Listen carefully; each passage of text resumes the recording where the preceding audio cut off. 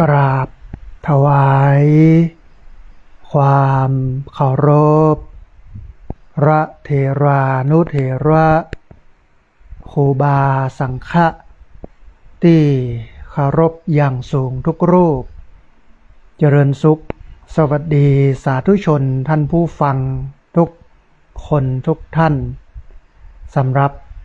สาธุชนท่านผู้ฟังที่ให้เกียรติรับฟังรายการธรรมพิวัตรอันเป็นรายการวิทยุเพื่อการเผยแผ่พระพุทธศาสนาส่งเสริมการศึกษาและพัฒนาสังคมรายการนี้รับผิดชอบโดยอาตมาภาพพระสาธิตธีระปัญโยประธานมูลนิธิธีระปัญโยตั้งอยู่ณที่พักสงฆ์สถาบันธรรมพิวัตรบ้านศพเตินตำบลศพปาดอำเภอแม่เมาะจังหวัดลำปางรายการนี้ออกอากาศทุกวันอังคารในเวลาตีห้าไปจนถึง7 โมงเมื่อเจ้าผ่านทางสถานีวิทยุในเครือข่ายสถานีวิทยุคลื่นสีขาวพระชาประชาซึ่ง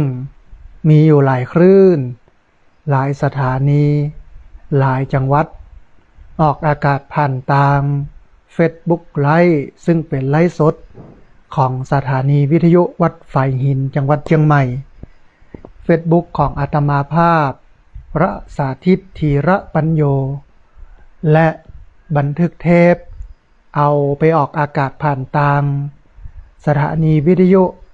เพื่อการศึกษาและพัฒนาอาชีพRadio Network FM 99.50 เมกะเฮิรตซ์ของวิทยาลัยเทคนิคกฟผ.แม่เมาะทุกวันศุกร์ในเวลา 8 โมงเมื่อเจ้าถึง 9 โมงเจ้าเป็นต้นไปและเอาไปออกอากาศผ่านทางเพจของมูลนิธิธีระปัญโยซึ่งท่านผู้ฟังสามารถไปติดตามรับฟังย้อนหลังไปก๊อปปี้ลิงก์ไปคัดลอกลิงก์เอาไปส่งเอาไปแชร์ให้กับญาติธรรมทั้งหลายให้ได้ยินได้ฟังกันได้แถมตอยท่านผู้ฟังวันนี้เรายังปะกันในบรรยากาศของฤดูฝนช่วงนี้ก็มีฝนโปรยปลายลงมาพอที่จะให้เราได้จุ่มได้เย็นในภาวะสถานการณ์เอลนิโญลานิญาคือความผสมดุลของสภาพอากาศในต่างประเทศประเทศจีนเนาะเกิดฝนตกน้ำท่วมขนาดนักแล้วก็หลายพื้นที่ของประเทศไทยก็เป็นแบบนั้นแต่ว่าทางภาคเหนือในขณะนี้เนี่ยฝนก็บ่พอนักหยดย่อยๆเล็กๆน้อยๆเพราะว่ามันเป็นความไม่สมดุลของธรรมชาติเพราะฉะนั้นท่านผู้ฟังภาวะการแบบนี้ต้องระมัดระวังเรื่องของน้ำป่าไหลหลากต้องระมัดระวังเรื่องของดินโคลนถล่มน้ำล้นตลิ่งอันนี้ต้องระมัดระวังกันเนอะส่วนต้องระมัดระวังสัตว์สิ่งหิ่งห้อยที่มากันกับน้ำบ่ว่าจะเป็นงูตะเข็บตะขาบแมงป่องซึ่งสัตว์เหล่านี้ส่งผลกระทบต่อชีวิตและทรัพย์สินของเราแล้วก็ต้องพอกอยเรื่องของสุขภาพบ่ให้เป็นหวัดเป็นไข้เป็นไอให้มีร่างกายที่มันสมบูรณ์แข็งแรงอยู่เสมออยู่ด้วยกันไปแห่เมินท่านผู้ฟังในวันนี้ก็เป็นบรรยากาศที่สืบเนื่องมาจากการที่ละอ่อนอายุ11 ขวบขับรถไปจนพระที่เปิ้นเดินธรรมยตราเดินธุดงค์อยู่ข้างหนทางในวันนี้ก็จะพาท่านผู้ฟังไปเจาะลึกถึงเรื่องของการเดินธุดงค์แล้วก็เรื่องของธุดงค์ว่ามันมีความหมายอย่างใดพ้องมันมีวิธีการปฏิบัติอย่างใดพ้องเพื่อที่จะให้เราได้เข้าใจถึงเรื่องของธุดงค์ในพุทธศาสนาเพราะว่าเราเองก็เข้าใจว่าธุดงค์ก็คือการที่ทุเจ้าเปิ้นสปายกดสปายบาท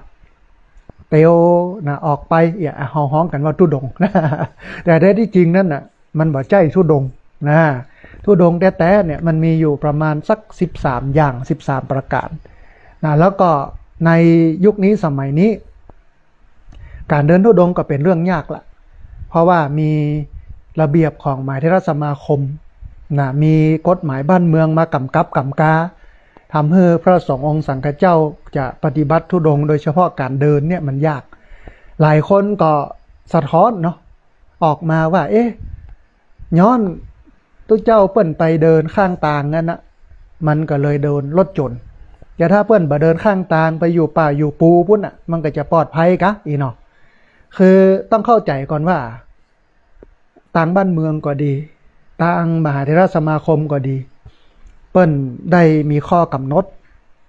ของการเดินตุดงค์นะเปิ้นบ่ใช่ว่าไปอยู่ป่าอยู่ปูไปเลยเปิ้นมีระเบียบ1 2 3 4 5อย่ามาหนีบตุเจ้าพระสงฆ์ณวันนี้ก็เลยทำให้ตุเจ้าพระสงฆ์เนี่ยออกเดินยากขึ้น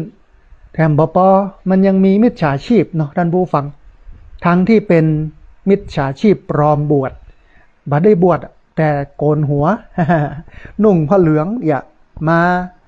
อักจุหลอกเอาเงินญาติโยมเช่นไปยืนข้างทางชูขวดน้ำขึ้นนี่เนาะญาติโยมขี่รถผ่านก็จอดด้วยความที่เฮาศรัทธาด้วยความที่เฮาเอ็นดูเปิ้นทีนี้เมื่อฮับเปิ้นขึ้นรถแล้วเปิ้นก็จะอู้เอ่ยกันถึงเรื่องปัจจัย500 600หรือเรื่องปันบาทอันเนี้ยมันเป็นเรื่องที่ทำให้โยมทั้งหลายนี่เสื่อมศรัทธาในพระสงฆ์แหมรูปแบบหนึ่งก็เป็นพระนี่แหละแต่เป็นมิจฉาชีพนะจุหลอกโยมเหมือนที่บอกก็คือพฤติกรรมก็คือว่าชูขวดน้ำขึ้นรถแล้วก็ขอตังค์มันก็เลยทำให้พระที่เปิ้นปฏิบัติดีปฏิบัติชอบตามหลักการของพุทธศาสนาเนี่ยเปิ้นอยู่ลำบากนะแต่ทีเนี้ยเพื่อที่จะให้เฮานั้นได้เข้าใจถึงเรื่องของการธุดงค์ถึงข้อวัดปฏิบัติต่างๆแล้วก็ตอบคำถามโยมว่าทำไมตัวเจ้าพระสงฆ์ถึงแบบไปเดินในป่าในปูปุ๊ดยังมาเดินข้างหนทางอย่างเงี้ยเนาะนะฮะมันจะมีคำตอบอยู่ตรงนี้แต่ก่อนที่จะไปอู้เอ่ยกันเนี่ยท่านผู้ฟังเอาข่าวบุญข่าวกุศลมาให้ท่านผู้ฟังได้ร่วมอนุโมทนาแล้วก็ได้ร่วมทำบุญกันก่อนเนาะข่าวแรกท่านผู้ฟังทางวิทยาลัยสงฆ์นครลำปางมหาวิทยาลัยมหาจุฬาลงกรณราชวิทยาลัยเปิ้นมีกิจกรรมเรื่องของการหล่อเตียนเข้าพรรษาในวันอาทิตย์ที่26 กรกฎาคมพุทธศักราช 2569 นะฮะวันอาทิตย์ที่26 กรกฎาคมเวลา 9 โมงเป็นต้นไปเปิ้นจะมีการหล่อเตียนเข้าพรรษาจะมีการถวายผ้าอาบน้ำฝนให้ตัวเจ้าพระสงฆ์ซึ่งเป็นพระนิสิตพระนักศึกษาเตียนแผ่นหนึ่งเนี่ยเปิ้นให้ปูจาแผ่นละ39 บาทแล้วก็ผ้าอาบน้ำฝนเนี่ยเปิ้นให้ปูจาผืนละ99 บาทนะเพราะฉะนั้นท่านผู้ฟังท่านใดที่มีความสนใจเกิดความศรัทธาโดยเฉพาะพี่น้องที่อยู่ลำปางใกล้ๆอำเภอเกาะขาอยากจะไปร่วมบุญหล่อเตียนเข้าพรรษาถวายผ้าอาบน้ำฝนกับวิทยาลัยสงฆ์นครลำปางสามารถประสานงานได้ที่ท่านอาจารย์ดร.พัชริยาฟองจันตาหมายเลขโทรศัพท์093 187 9939นะฮะที่ท่านอาจารย์ดร.พัชริยาฟองจันตาหมายเลขโทรศัพท์093 187 9937อันนี้เป็นรายละเอียดนะข่าวบุญที่1ที่อาตมาภาพเชิญชวนท่านผู้ฟังได้มาร่วมบุญด้วยกันเนาะข่าวบุญข่าวที่2ท่านผู้ฟังเป็นเรื่องของการทำบุญเจดีย์นะฮะในวันที่12 กรกฎาคม 2569ที่วัดห้วยงูในตำบลสันทรายอำเภอฝางจังหวัดเชียงใหม่เพิ่นจะมีการทำบุญพระธาตุเจดีย์ที่ยกชัดอย่างเรียบร้อยละจะไปยกชัดกันวันนั้นเนี่ยนะฮะอาตมาภาพก็ตั้งใจว่าจะเอาโลงตาลไปออกเลี้ยง ญาติโยมนะที่มากินมาตานทำบุญพระธาตุนะฮะที่ห้วยงูในนะเพราะฉะนั้นท่านผู้ฟังท่านใดที่อยากจะร่วมทำบุญก็เจริญพรได้ร่วมทำบุญกันเนอะเบื้องต้นเนี่ยมีผู้ร่วมทำบุญมาก็จะมีมูลนิธิธีระปัญโยนะสองคุณแม่บัวชุมชัยเครื่อง สามคุณแสงเดือนวงงามสี่ท่านอาจารย์พระครูสุธีปริยัตยาพรอยู่ที่จังหวัดนครราชสีมานะฮะห้าดร.ภัทรพรปัญชยาธนาดุลหกคุณกฤษดาสุทธิวงศ์เจ็ดคุณทิพทิวาชัดเตชะแปดคุณรจนาบุญมาเทพเก้าคุณจินดาศรีใจวงศ์มีผู้ร่วมทำบุญมาเก้าท่านเพราะฉะนั้นท่านผู้ฟังท่านใดที่อยากจะร่วมทำบุญออกโฮงตาลเอาไปเลี้ยงพี่น้องที่มากินมาตานในงานทำบุญพระธาตุเจดีย์นะวัดห้วยงูในตำบลสันทรายอำเภอฝางจังหวัดเชียงใหม่วันที่12 กรกฎาคม 2569ก็เรียนเชิญเจริญพรได้ร่วมทำบุญกันได้ท่านผู้ฟังที่อยากจะร่วมทำบุญเนาะสามารถร่วมทำบุญได้ที่ธนาคารกรุงไทยชื่อบัญชีพระสาธิตธีระปัญโยหมายเลขบัญชี 5,167,627 นะฮะเป็นธนาคารกรุงไทยชื่อบัญชีพระสาธิตธีระปัญโยหมายเลขบัญชี 5,167,627 นะฮะอันนี้ก็เป็นข่าวบุญหนึ่งที่เอามาให้ท่านผู้ฟังได้มาอนุโมทนาแล้วก็ได้มาร่วมบุญกันนะฮะก็จะออกจากอำเภอแม่เมาะตีห้านะฮะไปถึงเมืองฝางก็ประมาณเกือบ10 โมงแล้วก็ไปตั้งโฮงตมโฮงตาลนะฮะเอามาเลี้ยงพี่น้องญาติโยมที่มากินมาตานกันนะฮะที่จริงเปิ้นบ่ได้ชื่อว่าวัดห้วยงูในนะเปิ้นชื่อวัดโสภารามอยู่ที่บ้านห้วยงูในตำบลสันทรายอำเภอฝางจังหวัดเชียงใหม่นะพี่น้องที่อยู่ใกล้เนาะใครท่านใดที่อยู่ใกล้ก็เรียนเชิญเจริญพรไปร่วมบุญกันได้ก็คิดว่าในวันที่12เนี่ยคงจะมีญาติโยมไปเยอะเพราะว่าท่านอาจารย์พระครูอภิวัฒนวิกรมเปิ้นก็ประชาสัมพันธ์ครูบาอาจารย์ต่างๆก็ประชาสัมพันธ์กันไปนะฮะเพราะฉะนั้นพี่น้องเรียนเชิญเจริญพรเนอะได้ร่วมทำบุญกันแล้วก็ได้มาร่วมไปทำบุญพระธาตุเจดีย์ที่วัดโสภารามนะวัดโสภารามอยู่บ้านห้วยงูในตำบลสันทรายอำเภอฝางจังหวัดเชียงใหม่นะฮะสองข้าวจบไปเป็นที่เรียบร้อยท่านผู้ฟังทีนี้มาถึงเรื่องราวที่อู้ถึงกันนะฮะตะกี้ก็คือเรื่องของการธุดงค์ที่จริงธุดงค์เนี่ยมันไม่ใช่แค่เรื่องของการสปายกดสปายบาทออกเต้วไปเรื่อยๆนะอันนั้นเปิ้นฮ้องว่าธรรมะสัญจรธรรมะยัตราเพื่อไปผายโพดญาติโยมไปเทศไปสั่งไปสอนไปแนะนำหรือไปฮื้อโยมเปิ้นได้หันเพื่อความเป็นสิริมงคลความชื่นอกชื่นใจเพราะว่าในมงคล38ประการเนี่ยมันมีข้อหนึ่งว่าสัมมานานันจะทัศนังเอตัมมังคารมุตตัมมังคือการเห็นสมณะเห็นนักบวชเห็นตัวเจ้าพระสงฆ์นี่มันเป็นมงคลตัวอย่างเช่นสามีภรรยาพิษหัวกันทะเลาะวิวาทกันจะบุบหูตีตากันตัวเจ้าเดินบิณฑบาตเดินผ่านคนมันหันตัวเจ้าหันพระสงฆ์หันพระเหลืองบางครั้งบางทีมันก็กึดขึ้นได้นะจิตมันดีดตัวขึ้นมาทำให้เกิดความสำนึกแทนที่จะบุบโหตีตากันก็บาทำแล้วนี่ในสมัยตะก้อนเป็นอย่างอี้แต่นะท่านผู้ฟังแต่บัดเดียวนี้บ่แน่ใจว่ามันจะเป็นอีกอนะฮะบัดเดียวนี้อาจจะเป็นว่าตัวเจ้าอย่างมาสุดนี่นะได้จะเตะเมียโชว์ตัวเจ้าแล้วเด้อนะ อาจจะเป็นแบบนี้ก็ได้นะฮะทีนี้เนี่ยในการทุดงเนี่ยโดยเฉพาะการไปทุดงในป่ามันก็เป็นเรื่องยาก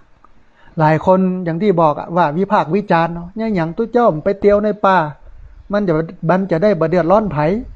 อันนี้มาเตียวข้างตาข้างตางมันบ่ดีบ่ท่าอย่างนี้เนาะคืออย่างนี้ท่านผู้ฟังในสมัยตะก่อนเนี่ยมันบ่มีกฎบ่มีระเบียบอะไรอย่างเยอะโดยเฉพาะในสมัยพุทธกาลสมัยที่พระพุทธเจ้าพระองค์ทรงมีพระชนมชีพอยู่เมื่อ 2,500 กว่าปีพูดแล้วมันการเวลามันเปลี่ยนไปนะเมื่อ 2,500 ปีนี้ไฟก็มีนี่เนาะน้ำประปาก็บ่มีโทรศัพท์ก็มีทีวีก็มีไอ้ยังก็มีสักอย่างอ่ะเป็นยุคเกษตรกรรมอ่ะนะฮะมันก็แหมบริบทหนึ่งมันก็แหมอย่างหนึ่งมันแหมยุคหนึ่งนะแต่ทีเนี้ยยุควันนี้มันเป็นยุค globalization อยู่ยุคข้อมูลข่าวสารยุคเทคโนโลยีมันสบายขึ้นเยอะทีนี้ความสบายเราเนี่ยมันก็ซ่อนปัญหานะเงื่อนไขเหตุปัจจัยต่างๆไว้เยอะเหมือนกันทำให้ตัวเจ้าพระสงฆ์ก็อยู่ยากยกตัวอย่างเช่นจีวรของตัวเจ้าพระสงฆ์หรือว่าผ้าที่ตัวเจ้าพระสงฆ์นุ่งห่มเนี่ยโดยหลักการแท้ที่จริงเนี่ยนะพระเองเนี่ยต้องไปเสาะไปหาเอาตามกองขี้เหอะอยากเยื่อที่โยมเปิ้นเอาทิ้งเอาขว้างและไปเสาะไปหาตามไปเหี่ยวไปเอาที่ปันศพมาไปเอาที่เปิ้นปาดไว้ไปเหี่ยวเอามาซักมาเย็บมาย้อมมานุ่งนี่คือหลักการแท้ๆของพระแต่ยุคสมัยเปลี่ยนไปก็มีเรื่องของการตัดเย็บแล้วมาถวายอันนั้นก็ได้บุญเหมือนกันแถมอย่างหนึ่งแต่ว่าฮีตแบบนั้นอ่ะคือฮีตของการเอาผ้าจากศพเอาผ้าที่มันอยู่ในกล่องยักเยื่อเนี่ยถ้าวันนี้พระรูปไหนทำแบบนั้นนะหลายคนก็จะบอกว่าพระยังมาผีบ้าเนี่ยไปเอาผ้าขี้เหอะผ้าปันศพอะเอามาซักมาเย็บมาย้อมมานุ่งอีวะที่จริงมันถูกตามพระธรรมวินัยนะโยมนะมันไม่ใช่สิ่งที่ผิดนะมันเป็นสิ่งที่ควรทำแต่ว่าด้วยความที่บัดเดี๋ยวนี้วันเวลามันเปลี่ยนไปยุคสมัยมันเปลี่ยนไป 2,500 กว่าปีแล้วดูนะฮะมันก็เลยทำให้พระไปเนี่ยแบบนั้นก็เป็นเรื่องยากเนี่ยหันก่อนท่านผู้ฟังแถมเรื่องหนึ่งที่บอกว่าทำไมพระถึงแบบไปเดินในป่ามันมีระเบียบมีมติของมหาเถรสมาคมจำได้ว่าเป็นครั้งที่15ปี2555ท่านผู้ฟังนะครั้งที่15ปี2555นะฮะปันโอเอ่ยกันถึงเรื่องปัญหาพระธุดงค์ในเขตรักษาพันธุ์สัตว์ป่าในการประชุมมหาเถรสมาคมครั้งที่15/2545เมื่อวันที่30พฤษภาคม2545ขออภัยตะกี้โอว่า2555ที่แท้เป็น2545นะฮะ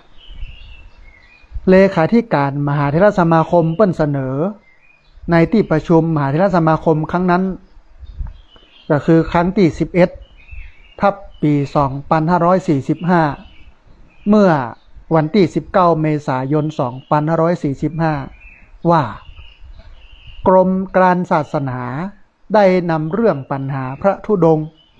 ในเขตรักษาพันธุ์สัตว์ป่าตามที่กรมป่าไม้ได้มีหนังสือถึงเปิ้นบอกว่าปัจจุบันเนี่ยมีพระภิกษุสงฆ์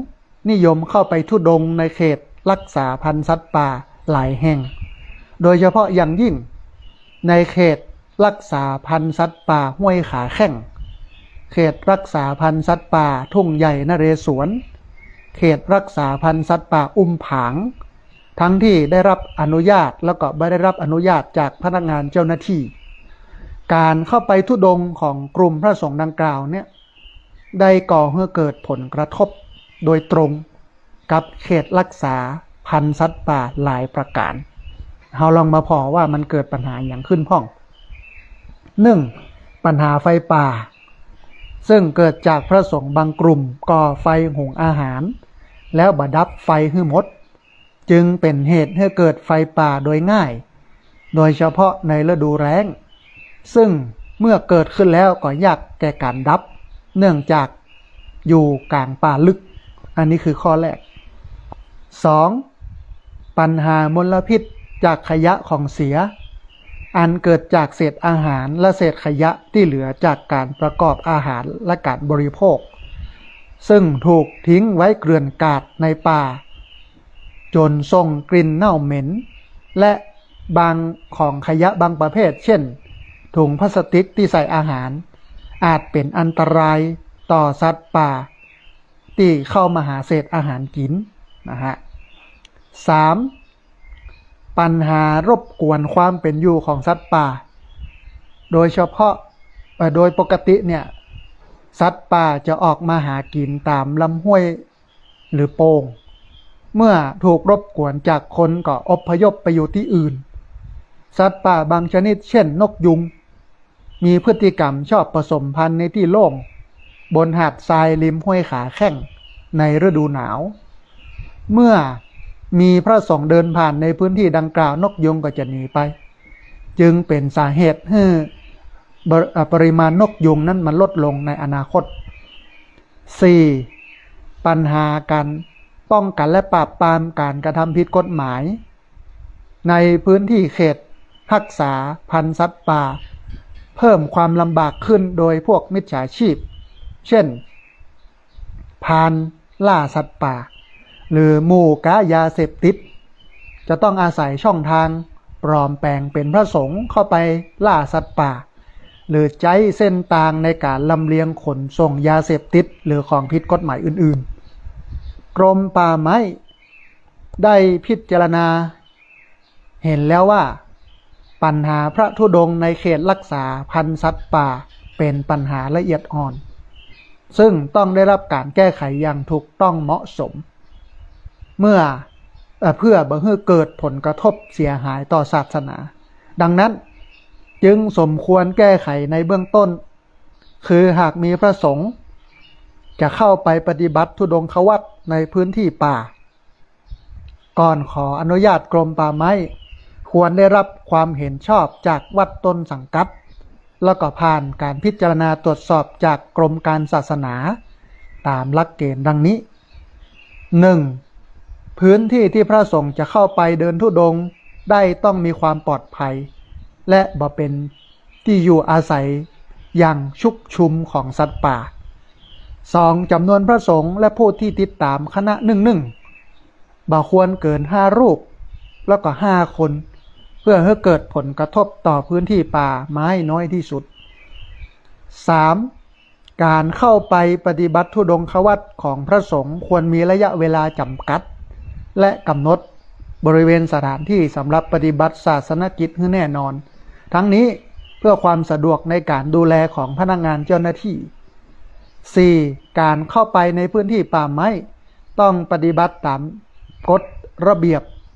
ของกรมป่าไม้ที่บังคับใช้ในพื้นที่นั้นๆอย่างเคร่งครัดอันนี้เป็นตัวอย่างหนึ่งที่อาตมาภาพพยายามให้ญาติโยมได้เข้าใจว่าในวันเนี้ยมันไม่ใช่เรื่องง่ายที่พระสงฆ์องค์สังฆเจ้าเปิ้นจะไปธุดงค์ไปปฏิบัติธรรม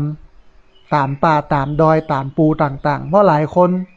หันข่าวตุเจ้าพระสงฆ์ที่เปิ้นเดินธรรมจาริกนะเดินข้างตาข้างตางแล้วเกิดผลกระทบรถไปจุไปจนหลายคนก็บอกว่าตุเจ้าอย่างมาเดินข้างหนทางอย่างอี้บรรณาเลื่อมใสศรัทธาพุทธไปเดินในป่าพุทธเดี๋ยวแล้วที่ เดินในป่าเนี่ยมันไม่ใช่เรื่องง่ายท่านผู้ฟังในยุคสมัยบัดเดียวไม่ใช่ว่าจะลือจะลาไปเตียวเข้าไปป่าอย่างเดียวเหมือนอย่างที่บอกมันต้องขออนุญาตมันต้องโน้นนี่นั่นมันต้องบักเกินกี่คนนะฮะแล้ววิธีของตุเจ้าพระสงฆ์เนี่ยมันเป็นวิธีที่จะต้องอยู่กับป่าหลายคนก็ตั้งข้อสงสัยแถมว่าเนี่ยอย่างวัดวาอารามไปแปลงอยู่ในป่าในปูในดอยพุทธเนี่ยคือเดิมทีเนี่ยในสมัยพุทธกาลเนี่ยคำว่าอารามหรือวัดเนี่ยมันแปลว่าร่มเย็นการจะร่มจะเย็นการที่มันจะมีเก้าไม้ใบหญ้านักมันก็บ่มีที่ไหนนี่เนาะท่านผู้ฟังมันก็ป่าทั้งนั้นนี่นะมันก็ต้องอยู่ป่านะฮะเพราะฉะนั้นเนี่ยมันต้องทำความเข้าใจว่าบัดเดียวเนี่ยมันมีเงื่อนไขมีเหตุปัจจัยอะไรอย่างนักหนาจารีในการที่บังเฮอพระได้เดินไปปฏิบัติธรรมในป่าในดอยแต่มันก็ยังมีพ่องที่เปิดโอกาส หรือวัดที่เปิ้นสำนักสงฆ์ที่พักสงฆ์ที่อยู่ในป่าที่ถูกต้องตามกฎหมายที่เปิ้นได้รับการรับรองแต่มันก็มีน้อยนะฮะมันก็มีน้อยเพราะฉะนั้นก่อนที่เราจะวิพากษ์ก่อนที่เราจะวิจารณ์ก่อนที่เราจะด่าจะว่าอันอย่างเนี้ยท่านผู้ฟังนิสัมมักกรณังไสยโยคือใคร่ครวญก่อนแล้วจึงทำไม่ใช่ปากว่าไปแล้วกึดได้ทีหลังมาสู่มาขอโทษแต่อย่างบางคนเนี่ยที่เป็นไม่ยิงที่เปิ้นด่าตุเจ้าพระสงฆ์ว่าตุเจ้าอย่างมาเดินข้างตาข้างตางมันหมาหน้าเลื่อมใสศรัทธาเนี่ยอย่างไปแบบไปเดินในป่าในดอยท้ายที่สุดก็ต้องมาสู่มาก็ต้องมาขอโทษกับพฤติกรรมที่ตัวเก่าทำด้วยความที่ปากมันเร็วไปนะฮะพุทธศาสนาเป็นศาสนาของการเฮียนหูนะท่านผู้ฟังเฮียนหูในข้อมูลของพุทธศาสนาเฮียนหูในหลักธรรมคำสอนของพุทธศาสนาและในประเทศไทยก็แบ่งพระเอาเป็นสองพวกอรัญญวาสีก็คือหมู่อยู่ป่าท่านก็ท่านผู้ฟังหมู่อยู่ป่าอรัญญวาสีอยู่ป่าคามวาสีนี่อยู่บ้านนะฮะอยู่ในบ้านอยู่กับพี่น้องชาวบ้านก็มีพระสองพวกแล้วจะไปบีบให้พระที่เปิ้นอยู่ป่าซึ่งเป็นอรัญญวาสีมาอยู่บ้านเนี่ยมันก็เป็นเรื่องยากเพราะห่มไผ่ห่มมันนะฮะอย่างอาตมาภาพเนี่ยชอบความสงบสงัดบ่ได้ชอบความอึกกระทึกคึกโคมม่วนงันสันเล้าอย่าง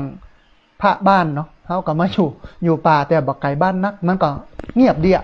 บ่มีเสียงอึ้งแล้วก็มันเหมาะสำหรับการปฏิบัติศีลปฏิบัติธรรมญาติโยมมาอบรมมาเดินจงกรมนั่งสมาธิก็มากันเรื่อยๆตั้งแต่ก่อสร้างได้14ปีเนี่ยตึงมหาวิทยาลัยเชียงใหม่ตึงวิทยาลัยเทคนิคแม่เมาะวิทยาลัยเทคนิคกพพแม่เมาะโรงเรียนต่างๆศูนย์วิทยาศาสตร์เพื่อการศึกษาลำปางหน่วยงานนั้นหน่วยงานนี้ป้องกันและบรรเทาสาธารณภัย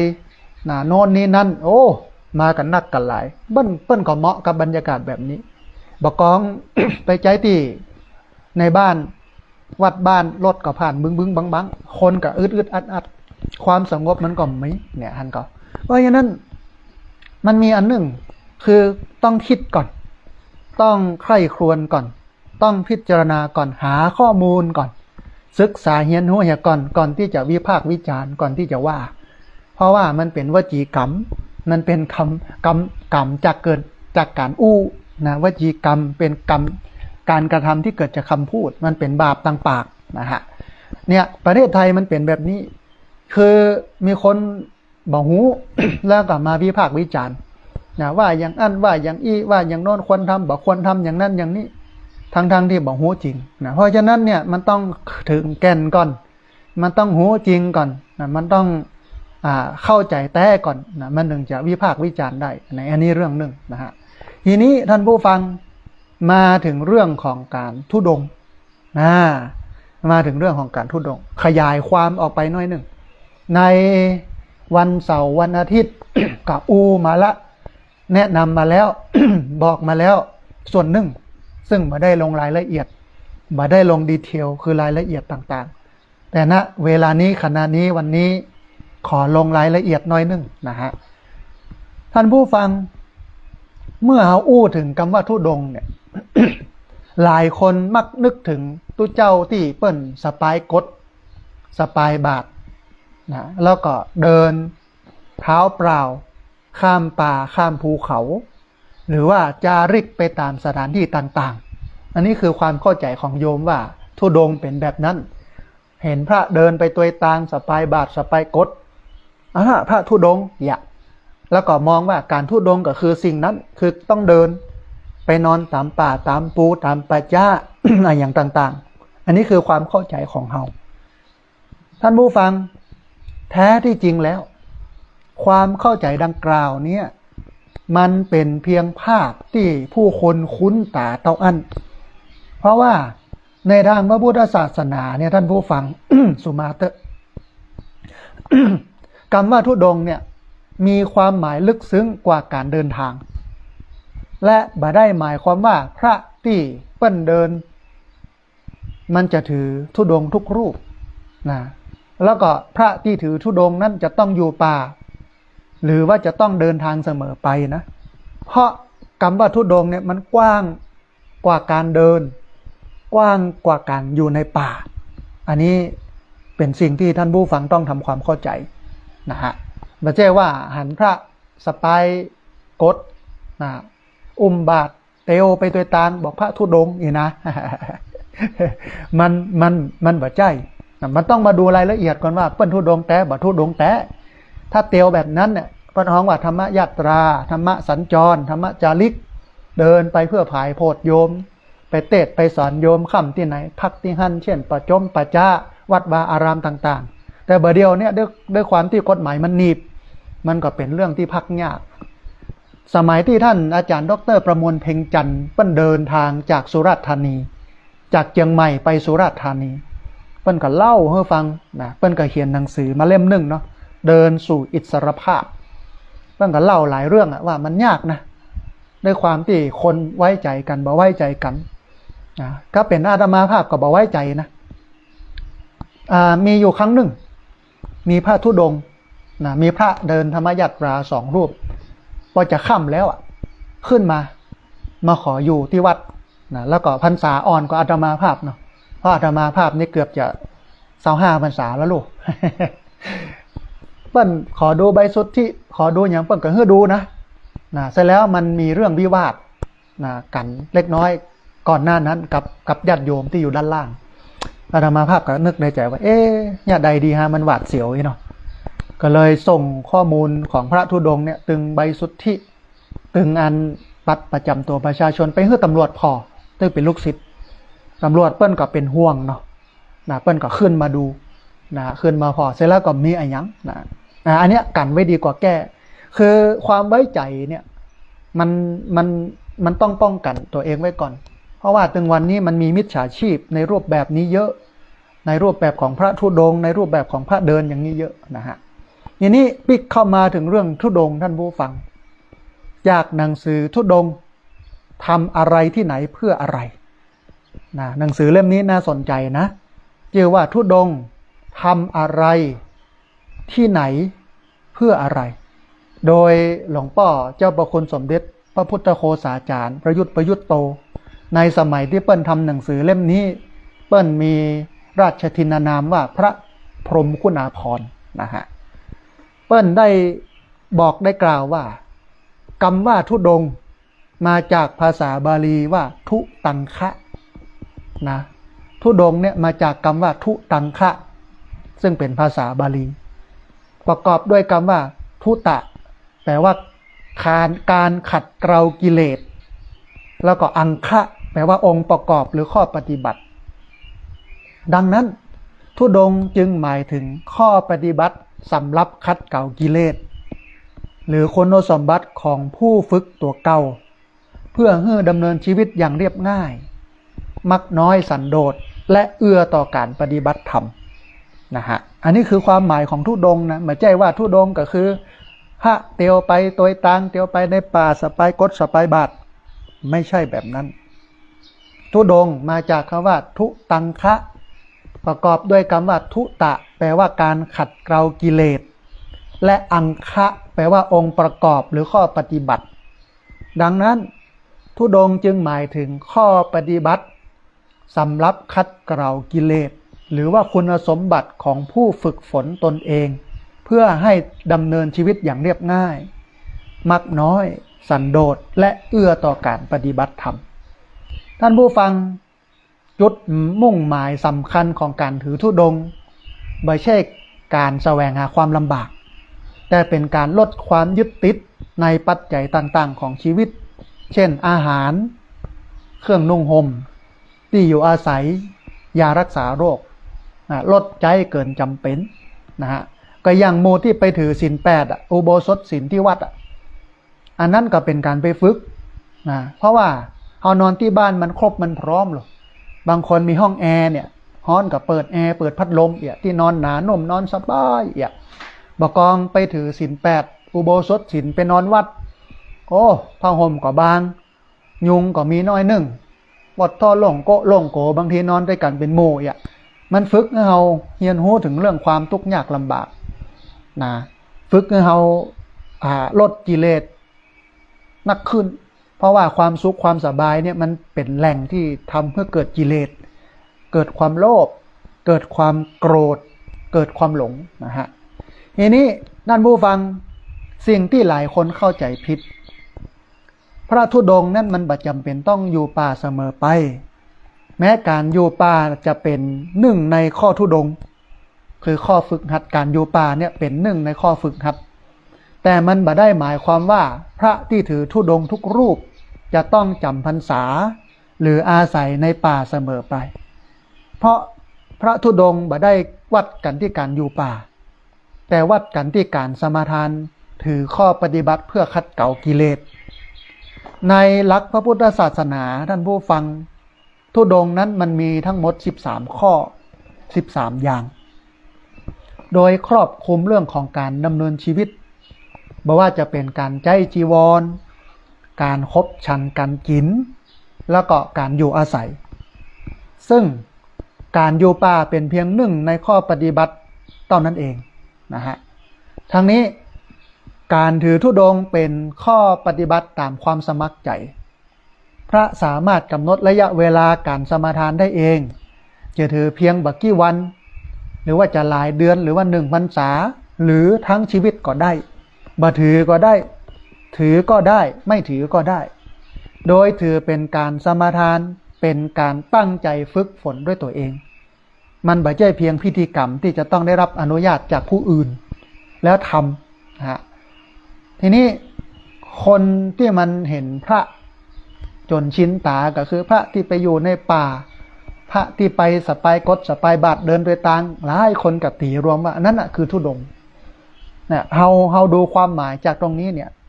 มันจะหันชัดว่าธุดงค์นั้นมันไม่ใช่แค่เรื่องของการไปอยู่ในป่ามันไม่ใช่แค่เรื่องของการไปเดินตัวตางนะฮะแต่มันคือข้อฝึกหัดปฏิบัติเพื่อขัดเกลากิเลสออกจากตัวเองมี13ประการท่านผู้ฟังภาพพระเดินสะพายกรดที่เฮาพบกันบ่อยครั้งมันเกิดจากการที่พระบางรูปสมาทานข้อปฏิบัติที่ฮ้องว่ารุกขมูลิกังคะคือการถืออยู่โคนไม้รวมไปถึงอารัญญิกังคะคือการถืออยู่ป่าเมื่อออกพรรษาแล้วพระที่ถือข้อปฏิบัติเหล่านี้เนี่ยมักจาริกไปยังสถานที่ต่างๆเพื่ออาศัยปืนต้นไม้พ่องมันเลยทำให้ต้องเดินทางอยู่เสมอจนทำให้คนทั่วไปเนี่ยพี่น้องชาวพุทธทั้งหลายเนี่ยเข้าใจผิดว่าการเดินทางคือธุดงค์นะฮะแต่แท้ที่จริงแล้วเนี่ยการเดินมันไม่ใช่แก่นของธุดงค์นะหากเป็นเพียงผลที่เกิดจากการเลือกปฏิบัติและการธุดงค์บางข้อต้องย้อนไปบอกว่าธุดงค์คือข้อฝึกหัดปฏิบัติตัวเอง13ข้อการเดินมันก็เป็นหนึ่งในนั้นนะฮะโดยเฉพาะโดยเฉพาะคนที่เปิ้นถือธุดงค์ลุกขะมุลิกังคะคือการถือการอยู่ปืนต้นไม้กับอารัญญิกังคะคือการถือการอยู่ป่าเมื่อออกพรรษาแล้วมันก็ต้องเตียวจาริกไปนะฮะตามป่าตามปูตามดอยนะผ่านบ้านผ่านจองผ่านอย่างกันไปอย่างนี้ทีนี้ท่านผู้ฟังเราลองมาพอความหมายของคำว่าธุดงค์ซึ่งมันมี13ข้อเนาะมันมีอย่างพ่องนี่นะจะได้ลงรายละเอียดเนี่ยมันลึกไปน้อยนึงลักธุดงค์เข้าวัด13เป็นข้อปฏิบัติที่พระสามารถเลือกสมาทานตามกำลังและความเหมาะสมบ่จำเป็นต้องถือครบทุกข้อท่านผู้ฟังและบางข้อเนี่ยก็บ่สามารถถือพร้อมกันได้จากข้อมูลของสำนักบรรสารสนเทศมหาวิทยาลัยสุโขทัยธรรมาธิราชเปิ้นระบุรายละเอียดไว้นักพอสมควรทั้ง13ข้ออันแรกพระที่ปฏิบัติธุดงค์โดยการถือเอาปังสุกุลิกังคะคือการนุ่งห่มผ้าบางสุกุลเป็นวัดก็คือการนุ่งห่มผ้าบางสุกุล ก็เป็นการถือธุดงค์ข้อหนึ่งก็เป็นพระธุดงค์ข้อหนึ่งอันก็ไม่ได้เตียวไปไหนเลยท่านผู้ฟัง ก็ถือเอาผ้าบางสุกุลมานุ่งมาห่มก็ถือว่าเป็นการธุดงค์จะถือ5 วัน7 วัน1 เดือน1 ปีก็แล้วแต่หรือตลอดชีวิตก็แล้วแต่ก็เป็นการธุดงค์อย่างนี้ผ้าบางสุกุลมันคือผ้าอะไรอย่างการใช้ผ้าที่ได้มาจากกองขยะยักเยื่อกองฝุ่นที่เปิ้นขว้างแล้วผ้าที่คนคลอดลูกแล้วเอาทิ้งแล้วตลอดจนถึงผ้าที่เปิ้นเอาไปห่อศพบาเจ้ผ้าที่พี่น้องชาวบ้านพุทธศาสนิกชนเอามาถวายผ้าธุดงค์เปิ้นก็จะเก็บเอาผ้าดังกล่าวเนี่ยมาซักมาทำความสะอาดเอาไปเย็บไปย้อมเป็นจีวรนะฮะนี่คือข้อวัดปฏิบัติของพระแต่ถ้าพระรูปไหนไปยะแบบนั้นประเดี๋ยวนี้ หลายคนก็พระอย่างเงี้ยไปยะไปเลอะไปเลยเนี่ยไปเก็บเอาผ้าที่ของยักเยื่อมาวะไปเก็บเอาผ้าที่อันปันผีปันศพมาวะโอ้ไปเก็บเอาผ้าอันอ้อมที่เปิ้นเอาปันลูกที่เปิ้นเอาเจ็ดนั้นเจ็ดนี้เป็นน้ำเลือดน้ำหยังไปขว้างยักเยื่อขยะเอามาล้างมาตัดมาเย็บมาย้อมเอามานุ่งห่มวะเฮ้ยนี่นะ นี่คือความเข้าใจผิดของพุทธศาสนิกชนแต่แท้ที่จริงแล้วเปิ้นสอนให้เรานั้นเป็นคนที่แบบวุ่นวายกับเรื่องของการนุ่งห่มนะพระเนี่ยนะฮะมันต้องกินง่ายอยู่ง่ายแต่ไม่มักง่ายขนาดเสื้อผ้าอาภรณ์เนี่ยมันต้องไปหาอย่างนักกับไปเก็บเอากองขยะยักเยื่อนั้นมาตัดมาเย็บมาย้อมมาซักมาสีเอามานุ่งมาห่มนะฮะแม้แต่ผ้าปันศพก็ตามเนี่ยนี่คือการถือธุดงค์ข้อที่ 1ปังสุกุลิกังคะนะฮะข้อที่ 2ท่านผู้ฟัง เตจีวริกังคะถือการครองไตรจีวรเป็นกิจวัตรการใช้ผ้าเฉพาะที่จำเป็นเพียง3 ผืนเท่านั้นอันได้แก่สบงก็คือผ้านุ่ง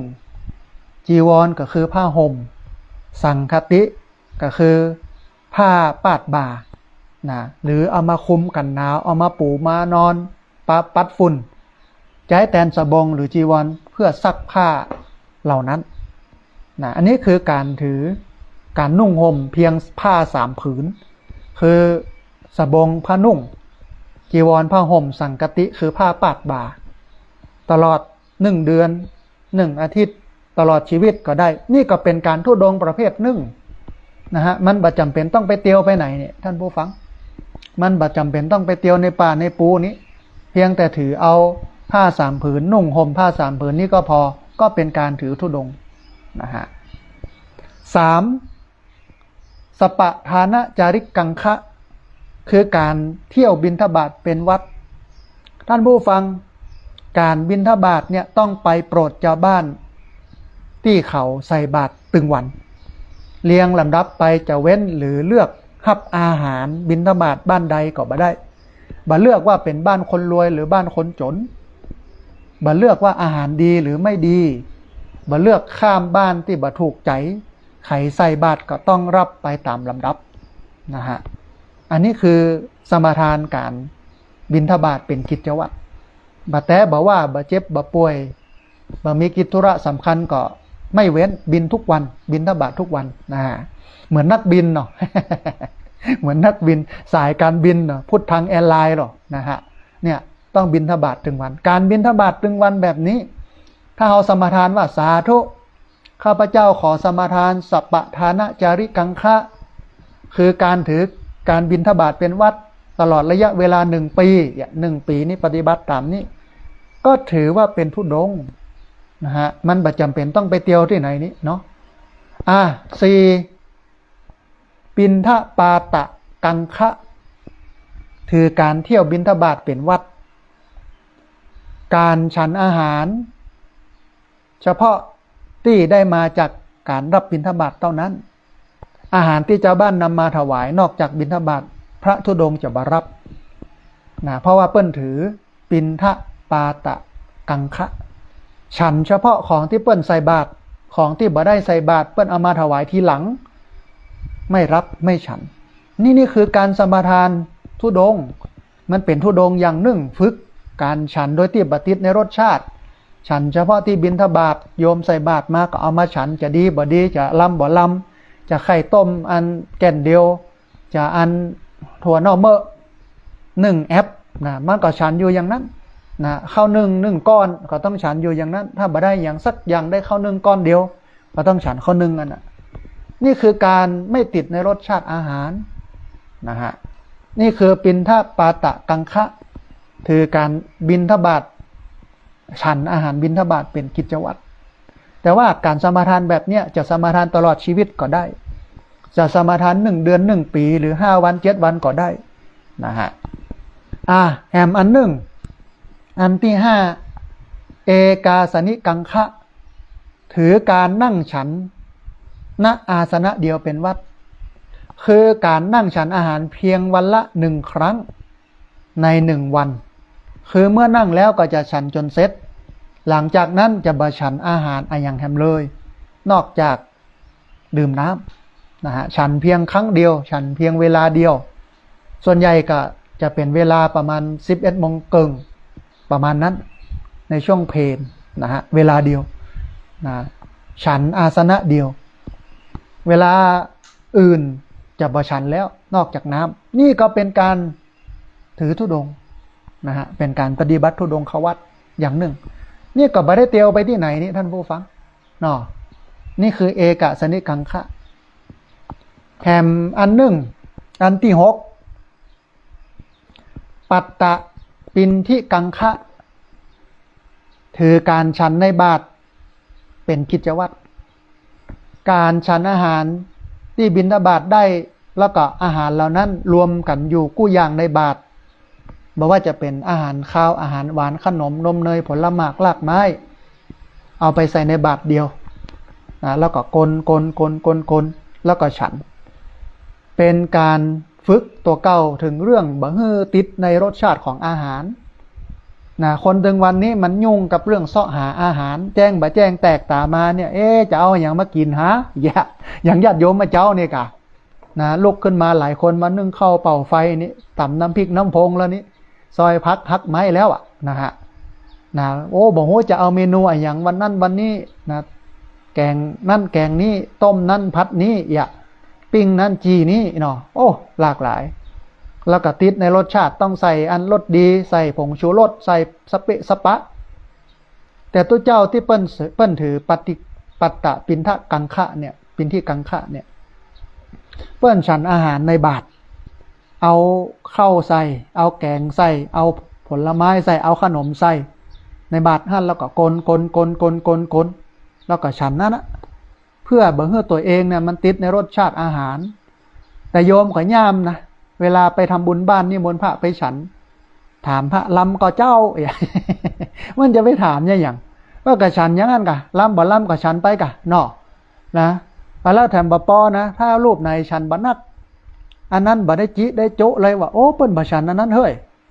อู้กันละสอบแสบตัวเจ้าได้ยินก็จำเป็นต้องฉันงานนี้เนาะทำให้ตัวเจ้าเนี่ยบ่เดียวนี้เป็นโรค NCD นะโรคเบาหวานความดันไขมันเส้นเลือดในสมองตีบเป็นเบาหวานติดติดเตียงกันนักเลยนะบ่เดียวเนี้ยก็ย้อนอย่างเงี้ยกะท่านผู้ฟังแล้วกับข้าวเนี่ยส่วนใหญ่ถ้าเป็นงานศพนี่นะ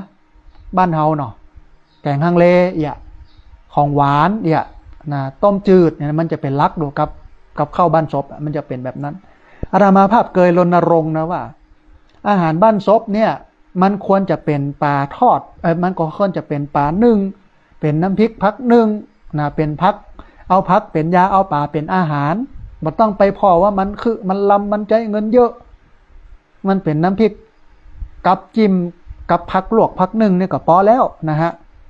เพราะว่ามันมีคุณค่าทางโภชนาการบ่ให้ตัวเจ้าไปเป็นเบาหวานความดันไขมันเส้นเลือดโยมก็ต้องพอนะวันนี้บ่ต้องไปสนใจพระเปิ้นจะฉันบ่ฉันนักฉันน้อยฉันอายังบ่ฉันอายังบ่ต้องไปบงการนะท่านผู้ฟังปล่อยเปิ้นฉันท่านออกมาเหียละคนไว้หั่นคนหนึ่งเพื่อเปิ้นจะใจเอาหั่นเอานี่นะฮะแต่บ้านเฮานี่มันย่ามนะเนาะพอเราไปนั่งเต้งพอตัวเจ้าก็เขินอาย อันนั้นบ่ฉันบ่ได้เดี๋ยวโยมเจ้าภาพไปอย่าว่าละตักมาทั้งที่เปิ้นบ่ฉันถ้าฉันแล้วมันจะเป็นเบาหวานความดันมันก็จำเป็นต้องฉันนี่คือลักษณะชาวพุทธที่ผิดหลักการมองว่าผิดเป็นดีนะทีนี้เวลาเราเลี้ยงอาหารเพล มันต้องเน้นพักเป็นยาเน้นป่าเป็นอาหารเน้นของต้มของนึ่งเป็นลักของปิ้งของทอดเนี่ยลดลงเตอะนะฮะเพื่อให้พระเปิ้นบ่ได้เป็นเบาหวานความดันไขมันเส้นเลือดอาหารที่มันมีไขมันน้อยนะแล้วก็ลดความหวานความมันความเค็มลงมันก็จะทำให้พระเนี่ยมีสุขภาพดีแล้วก็อยู่ให้ญาติโยมได้เปิ่งปาอาศัยศึกษาธรรมะปฏิบัติธรรมะหรือประกอบพิธีกรรมไปแห่งเมินนะฮะแต่เนี้ยปินปัตตะปินที่กังคะเนี่ยน่าศรัทธาแล้วตัวเจ้าพระสงฆ์ฉันในอย่างเนี้ยพระเดชพระคุณหลวงปู่พระพรหมมงคลหลวงปู่ทองสิริมังคโลเจ้าวาดวัดพระธาตุสีจอมตองอำเภอจอมตองจังหวัดเชียงใหม่เปิ้นวัดใหญ่วัดโตเนาะวัดพระอารามหลวงพระเนนถึงเป็นร้อยญาติโยมเปิ้นศรัทธาทั่วทุกสารทิศเวลาเปิ้นฉันเปิ้นก็ฉันในบาตรนะหลวงปู่นะเอากับเข้าถึงแม้ว่าจะใส่ในถาด ในอันในกัวเข้าเนาะเวลาเปิ้นมานั่งฉันนะเปิ้นจะมีบาตรมาตวยลูกเสร็จแล้วก็ตักเข้าใส่บาตรตักของหวานตักอาหารตักผลไม้เสร็จแล้วก็กลในบาตรกับฉันอย่างนั้นนะฮะเนี่ยปัตตะปินที่กังคะการฉันในบาตรนะเป็นกิจวัตรถ้าใครจะทุดงอย่างนี้ก็ได้นะฮะข้อที่7ท่านผู้ฟังคารุปัจฉาพัตติกังคะคือการบรับอาหารเพิ่มเติมเป็นข้อวัดทีนี้เมื่อเรารับอาหารมามากพอแล้วตัดสินใจว่าจะบรับอาหารเพิ่มแหมหลังจากที่ฉันถึงแม้ว่าใครจะแนะนำมาถวายเพิ่มแหมก็จะบรับนะถึงแม้ว่าอาหารนั้นมันจะถูกใจมันจะเหมาะจะดีจะงามก็ตามถ้าเราฉันภัตตาหารโดยที่เราถือทุดงว่าคารุปัจฉาพัตติกังคะคือไม่รับอาหารเพิ่มเติมบัดเติมเนี่ยถ้าบังคับเลยเนี่ยนี่ก็คือว่าเป็นการทุดงประเภทหนึ่งนี่มันบัดต้องได้เดินไปไหนเลยนะท่านผู้ฟังมันบัดต้องได้เตียวไปไหนเลยนะฮะแค่เรื่องของการฉันเนี่ยมันก็เป็นการทุดงประเภทหนึ่งเพื่อให้เฮาบัดติดในรสชาติพุทธศาสนาสอนนะพระเวลาเปิ้นจะฉันนะต้องพิจารณาอาหารปฏิสังขโยนิโสปินทะปาตังปริเสวามิเนวาทวายะนะมันทายะนะมันธนายะนะวิภูสนายะอย่างนี้เป็นต้นว่า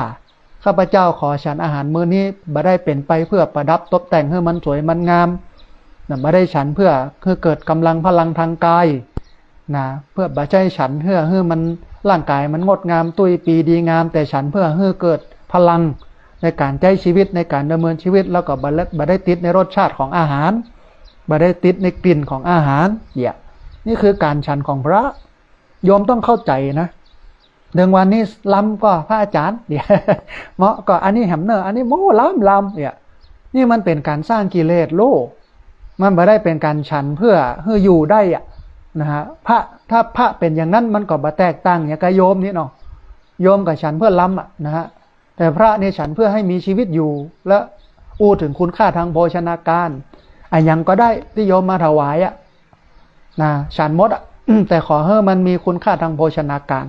เพื่อทำให้ชีวิตอยู่ได้และพระเองเนี่ยหลายคนก็บอกว่าตุเจ้าก็สอนให้เปิ้นบ่ฆ่าสัตว์ตัดชีวิตงดเว้นจากการปาณาติบาตบ่ฆ่าสัตว์เป็นศีลข้อสำคัญนะข้อหนึ่งเลยแต่ตุเจ้าก็มากินจีนนี้อีเนาะเปิ้นก็มีระเบียบของการฉันคือเวลาเป็นตุเจ้าพระสงฆ์เนี่ยเปิ้นบ่ให้เป็นคนที่ย่อยเปิ้นบ่ให้เป็นคนที่เลี้ยงยากเพราะพระสงฆ์องค์สังฆเจ้านั้นต้องอยู่ภายใต้การเลี้ยงดูของญาติโยมแต่ถ้ามาย่อยมายำอันนั้นเก็มล้ำไปอันนั้นบ่ล้ำเนอะอันนี้เป็นอย่างนั้นเนอะเอาอันนั้นเนอะโอ้มันก็จะยุ่งยากทำให้ไม่เกิดความศรัทธาแล้วก็มันบ่ได้เป็นการฝึกตัวเองแต่เวลาจะฉันเนื้อ เวลาฉันเนื้อ เขาก็มองว่ามันเป็นธาตุ มันเป็นเพียงสิ่งที่เลี้ยงชีวิตนะฮะแต่ว่าถ้าเปิ้นเจาะจงว่าฆ่ามาเพื่อเฮาอย่างเช่นแมลงเนี่ยเฮาเตียวไปในบ้านเนี่ยเนาะโยมเปิ้นบุบไก่อยู่หั่นตอบ แอกอยู่หั่นนะแล้วบอกว่าวันพวกจะเอาใส่บาตรเด้ออันนี้รับบ่ได้ไม่ควรจะรับของแบบนี้ปิดบาตรไม่ควรรับเพราะมันเป็นบาปคือฆ่ามาเพื่อตนแต่ถ้าเปิ้นฆ่าเพื่อกินกันในครอบครัวแล้วเอามาใส่บาตรอันนั้นไม่ผิด แต่ถ้าฆ่ามาเพื่อตุเจ้าเนี่ยวันพวกจะเอาห่อนึ่งแล้วก็จะเอาถวายพระอาจารย์เนออันนี้ไม่ได้เหมือนกันสัตว์อื่นก็เหมือนกันเนี่ยนี่คือวิธีการในการรับเรื่องของเนื้อในการฉันนะฮะเพราะฉะนั้นการฉันของตุเจ้าเนี่ยมันบ่เฮือติดในรสชาติแล้วบางคนถือธุดงครุปัจฉาปฏิกังคะการบารับอาหารเพิ่มตักมาต้องอันฉันต้องอันก็พอไม่รับเพิ่มนี่ก็เป็นการธุดงอย่างหนึ่งมหันได้ไปเตียวที่ไหนเลยเนี่ยนะฮะข้อที่8อารัญญิกังคะคือการถือการอยู่ป่าเป็นวัดท่านผู้ฟังการบำเพ็ญจิตภาวนาอยู่เฉพาะในป่าบ่ได้อยู่ในชุมชนเพื่อให้บ่เกิดความพลุกพล่านวุ่นวายของบ้านเมืองมารบกวนการปฏิบัติเพื่ออย่างก็เพื่อป้องกันการพอกพูนของกิเลสนะฮะมันต้องเอาเรื่องของการสงบ3อย่างหรอ1กายวิเวกถ้ากายสงบแล้วหลีกเล่นจากผู้คนแล้วจิตมันก็จะวิเวกก็คือจิตตวิเวกเมื่อจิตวิเวกจิตสงบแล้วอุปธิคือกิเลสมันก็จะสงบมันมีหลัก3อย่างโลวิเวก3กายวิเวกสงบกายอยู่หลีกเล่นอยู่ในป่าเมื่อมาพลุกพล่านกับผู้คนเมื่อคนไม่พลุกพล่านใดๆจิตมันก็จะวิเวกก็คือจิตตวิเวกนำไปสู่ความเป็นอุปธิวิเวกคือกิเลสมันสงบลงนะฮะง่ายต่อการปฏิบัติธรรมแต่ว่าอย่างที่บอกไว้เบื้องต้นว่ามันมีกฎของมหาเถรสมาคมออกมาว่าห้ามอย่างอันห้ามอย่างอีโดยร่วมมือกันกับกรมป่าไม้มันก็เป็นเรื่องยากมากเลยนะกับการไปเดินการไปปฏิบัติธรรมในป่าในปูเนี่ยนะฮะ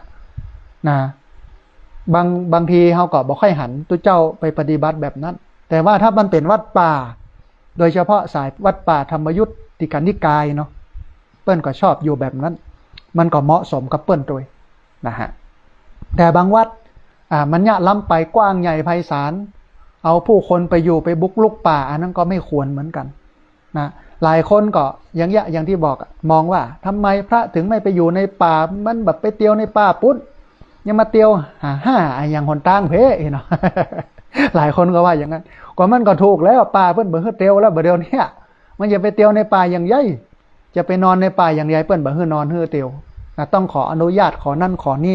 สเปดมันเป็นเรื่องยากนะก็เตียวไปตัวตางนี่กะไหลตางนี่เนาะมันเป็นที่เตียวนะฮะเนี่ยนี่คือปัญหาอันนึงนะแต่ว่าถ้าใครถืออารัญญิกังคะการถืออยู่ป่าเป็นวัดมันก็เป็นอานิสงส์เนาะมันจะทำให้กายวิเวกคือกายสงบจิตตวิเวกคือจิตสงบนำไปสู่อุปธิวิเวกคือกิเลสสงบไปด้วยนะฮะแหมอันหนึ่งท่านผู้ฟังอันที่9ลุกขมูลิกังคะการถือการอยู่ปื้นต้นไม้เป็นวัดการพักอาศัยอยู่ปื้นต้นไม้ต้องอั้นบ่มีกุฏิอยู่บ่มีอาคารใดๆงดการอยู่ในที่มีหลังคาที่สร้างขึ้นมามุงบังก็เป็นการถือธุดงค์ประเภทหนึ่งก่อนท่านผู้ฟังมันบ่จำเป็นต้องไปสปายกดสปายบาทกำอันกระติกน้ำเตียวไปตัวตางหรอกเพียงแต่ว่าถือการพักอาศัยอยู่ใต้ร่มไม้บ่มีกุฏิที่มุงที่บังอะไรหยังนะฮะนี่ก็คือการถือธุดงค์จะอยู่7วันถือ7วัน15วัน1เดือน1ปีหรือตลอดชีวิตก็ได้แต่เดี๋ยวนี้มันก็ยากแล้วนะฮะถูกวัดพระต่างๆก็ถูกบีบให้มาอยู่ในวัดนะถูกบีบให้มีสังกัดมันมีแหมข้อหนึ่งนะพระที่เล่ร่อนพระเนจรไปที่ต่างๆโดยที่ไม่มีต้นสังกัดหรือต้นสังกัดไม่รับรองเนี่ยอันนี้โดยกฎโดยพระราชบัญญัติคณะสงฆ์เนี่ยเปิ้นต้องยับศึกเลยนะ ถือว่าเป็นพระเล่ร่อนไม่มีต้นสังกัดนะฮะบ่ได้นะท่านผู้ฟังอันเนี้ยในสมัยตะก้อนเนี่ยมันสบายหลวงตัวเจ้าพระสงฆ์อยากไปไหนก็ไปนะอยากอยู่ไหนก็อยู่แต่ว่ามันเมื่อ 2,500 ปีมาแล้วแต่ว่ายุคนี้สมัยนี้บ้านเมืองเปิ้นมีระบบมีระเบียบคือก็กันคนบดิบบดีที่ปลอมตัวเข้ามาบวชกานะมาจุมาไล่เอาสตังโยมกามาเนี่ยสิ่งที่มันบดีบดักกามันก็ทำให้พลอยให้คนพระที่เปิ้นปฏิบัติดีปฏิบัติชอบเดือดร้อนไปด้วยแต่ก็บ่เป็นอย่างอดทนเอาเขาก็ปรับเปลี่ยนรูปแบบในการถือธุดงค์เอานะฮะแหมข้อ1ข้อที่10ท่านผู้ฟังอัปโภ กาสิกังคะถือการอยู่ที่แจ้งเป็นวัดคือการอยู่แต่ในที่แจ้งต้องอันบ่เข้าไปอยู่ในที่มุงบังใดๆแม้แต่ปืนต้นไม้นะก็บ่อยู่ที่โล่งๆแจ้งๆเนี่ยอันเนี้ยก็คือการทุดงค์อย่างหนึ่งเพื่อขัดเกลากิเลสตัวเองบ่ให้ติดในเรื่องของที่อยู่อาศัยเหมือนอย่างที่บอกหมู่ที่ไปถืออุโบสถศีล8ไปนอนวัดนอนวาเนี่ยก็เพื่อไม่ให้ติดกับที่อยู่อาศัยเพื่อบ่ให้เฮาติดกับความสุขความสบายตัวเจ้าพระสงฆ์เนี่ยจะไปนอนห้องแอร์จะไปติดอาคารสถานที่สุขสบายมันก็เป็นเรื่องที่ทำให้กิเลสมันงอกเงยนะอาตมาภาพเนี่ยแปลงห้องมีห้องน้ำมีที่พักวันก่อนคนขับรถตู้นะอาตมาภาพก็โอ้กระเปิ้ลก็สนใจวิถีชีวิตอาตมาภาพก็ปามานี่โยมจะปาไปพอที่นอนเนาะ เปิดไปพอทางในโล่งโกก็มีกะที่นอนอย่างเดียวแล้วก็บอกว่าปกติบ่จะนอนที่นี่นะเอาไว้เก็บความได้หรอกเอาไว้เก็บหมอนผ้าห่มที่นอนบ่ได้แต่ว่านอนแต่เนี่ยนอนที่รับแขกโล่งๆเพนี่เอาผ้าเข้าปู2ผืนเอาผ้าสบงเข้าปูหมอนเหี่ยแก่น1ผ้าห่มเหี่ยผืน1พอแล้วเนี่ยคือการฝึกเพื่อให้เฮาบ่ติดในความสุขในเรื่องการอยู่อาศัยนะฮะแล้วก็เรียนรู้ถึงเรื่องของการเปลี่ยนแปลงเนาะเรื่องไตรลักษณ์นะอันนี้คือข้อที่10นะฮะข้อที่11ท่านผู้ฟังโสสานิกังคะถือการอยู่ปะเหี่ยวอยู่ปัจจะเป็นกิจวัตรท่านผู้ฟังการไปอยู่อาศัยในปะเหี่ยวปัจจะงดเว้นจากที่พักอันสุขสบายเพื่อจะได้ระลึกนึกถึงความตายอยู่เสมอบ่ประมาทมันก็เป็นการทุดงค์แบบหนึ่งไปอยู่ปะเหี่ยวนะไปนอนที่เปิ้นอันข้างปะเหี่ยวหั่นที่เปิ้นเผาศพหั่นไปพิจารณาอสุภกรรมฐานการตายศพซากนะถึงความบางงามของชีวิตร่างกายมันก็เป็นการฝึกทุดงค์ประเภทหนึ่งนะฮะแต่ประเดี๋ยวนี้ลำบากละเพราะว่าต้องไปขออนุญาตไปโน่นนี่นั่นหลายอย่างบางที่บางแห่งผู้ใหญ่บ้านอย่างต่างๆเปิ้นก็บ่ใครฮื้อนอนนะเพราะว่ามันมีมิจฉาชีพมาจุมาหลอกให้ไปนอนท่านไปเหี่ยวปะเลอะปะเตอก็เลยบ่อยากฮื้อนอนมันก็ยากในเรื่องของการปฏิบัติโสสานิกังคะคือการอยู่ปัจจะเป็นกิจวัตรนะฮะการทุดงค์แห่งประเภทหนึ่งก็คือยะถาสันทติกังคะคือการอยู่ในเสนาสนะตามมีตามได้เป็นวัดคือบ่อยู่บ่เสาะหาที่อยู่อาศัยอันเป็นที่สะดวกสบายหรือว่าถูกใจวัดวาอารามเจ้าอาวาสหรือญาติโยมเปิ้นจัดให้อยู่ที่ไหนห้องใดก็อยู่ที่หั่นนะมองอันนะบ่ต้องย้ายบ่ต้องอะไรอย่างต่างๆอยู่หั่นเวลามันลุหลังคามันหัวก็ซ่อมเอาปิดเอาบังเอามุงเอาจะอย่างใดก็ต้องอยู่อย่างนั้นนี่คือการถือยะถาสันทติกังคะคือการอยู่ในเสนาสนะตามมีตามได้เป็นกิจวัตรจะถือ1วัน2วัน7วัน15วัน1เดือน1ปีก็ได้หรือตลอดชีวิตก็ได้นะฮะอันสุดท้ายท่านผู้ฟังเนสัชชิกังคะคือการถือการนั่งโดยไม่นอนเป็นกิจวัตรนะจะถือการนั่งการยืนและการเดินเท่าอันงดเว้นอิริยาบถนอนบ่เอนตัวลงให้หลังมันสัมผัสกับพื้นนะถ้าง่วงนักก็จะใช้ท่านั่งรับหรือว่ายืนรับเท่าอันแล้วก็ยืนอาจจะนั่งเติกเสานอนก็ได้แต่ไม่นอนตรงเอาหลังไปขนานกับพื้นฝึกเป็นคนที่กินง่ายอยู่ง่ายแต่ไม่มักง่ายพระเจ้าเปิ้นสอนให้ตัวเจ้าพระสงฆ์เนี่ยเป็นคนที่กินอยู่อย่างต่ำแต่มุ่งกระทำอย่างสูงกินง่ายอยู่ง่ายแต่ไม่มักง่ายญาติโยมก็จะไปพอกพูนกิเลสให้พระนักล้ำไปล่าตามล่าบ่เป็นพระแล้วนะฮะนี่คือทุดงควัตร13ประการท่านผู้ฟังมันบ่ใจว่าการทุดงนั่นคือการไปถือกฎถือบาตรเตียวไปเลื่อยตามหนทางไม่ใช่มันเป็นเพียงวิธีการหนึ่งนั่นน่ะมันเป็นธรรมยตราเป็นธรรมจาริกมันก็ดีประการหนึ่งเพื่อไปผายโพธิโยมนะแต่ว่าเอามาพอทุดงควัตรมันก็กว้างถึง13ข้อครอบคลุมทุกมิติของพระนะฮะทีนี้ท่านผู้ฟังการถือธุดงค์ของพระสงฆ์นั้นมันมีประโยชน์อะไรอย่างมันมีอานิสงส์อะไรหัวใจของธุดงค์คือการฝึกให้พระนั้นมีชีวิตเรียบง่าย ลดความกังวลเรื่องปัจจัยสี่อาหารเครื่องนุ่งห่มที่อยู่อาศัยยารักษาโรคและขัดเกลากิเลสของตัวเก่าช่วยให้การเจริญกรรมฐานนั้นมันก้าวหน้าเมื่อดำเนินชีวิตแบบมักน้อยสันโดษก็จะมีเวลาแล้วก็มีอิสระในการศึกษาและการปฏิบัติธรรมแล้วก็การพัฒนาจิตใจได้นักขึ้นซึ่งการดำรงชีวิตอย่างเรียบง่ายมันยังทำให้พระเนี่ยสามารถจาริกไปยังชุมชนต่างๆเพื่อเผยแพร่ธรรมช่วยแนะนำหลักธรรมแก่ประชาชนในพื้นที่ห่างไกลตัวนะฮะแม้ภาพจำของคนไทยจะคุ้นเคยกับพระที่เปิ้นสปายกดสปายบาทและเตียวเข้าป่าเตียวไปตามหนตางแต่แท้จริงแล้วธุดงค์ไม่ได้หมายถึงการเดินทางหรือการอยู่ป่าเพียงอย่างเดียวแต่ว่ามันเป็นข้อปฏิบัติสำหรับฝึกหัดขัดเกลากิเลสให้เกิดความมักน้อยให้เกิดความสันโดษให้ใจชีวิตแบบเรียบง่ายเอื้อต่อการศึกษาแล้วก็การปฏิบัติธรรมให้กินอยู่อย่างต่ำแต่มุ่งกระทำอย่างสูงกินง่ายอยู่ง่ายแต่ไม่มักง่ายที่จริงต้นแบบเนี่ยหลวงพ่อพุทธทาสส่วนโมกขพารารามสุราษฎร์ธานีวัดทานน้ำไหลเนี่ยเปิ้นเป็นตัวอย่างได้ดีมากถึงเรื่องการนุ่งห่ม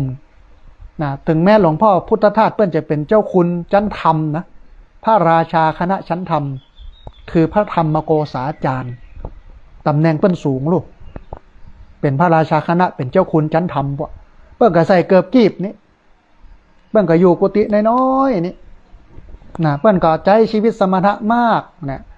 หลวงพ่อเปิ้นสอนกินอยู่อย่างต่ำแต่มุ่งกระทำอย่างสูงกินง่ายอยู่ง่ายแต่ไม่มักง่ายนี่ก็เป็นธุดงค์ประเภทหนึ่งนะฮะเอาละท่านผู้ฟังขณะนี้ท่านผู้ฟังกำลังติดตามรับฟังรายการธรรมาภิวัตรอันเป็นรายการวิทยุเพื่อการเผยแผ่พระพุทธศาสนาส่งเสริมการศึกษาและพัฒนาสังคมรายการนี้รับผิดชอบโดยอาตมาภาพพระสาธิตธีระปัญโยประธานมูลนิธิธีระปัญโยตั้งอยู่ณที่พักสงฆ์สถาบันธรรมาภิวัตรบ้านศพเตินตำบลศพปาดอำเภอแม่เมาะจังหวัดลำปางรายการนี้ออกอากาศทุกวันอังคารในเวลา 5:00 ไปจนถึง 7:00 เมื่อเจ้าผ่านทางสถานีวิทยุในเครือข่าย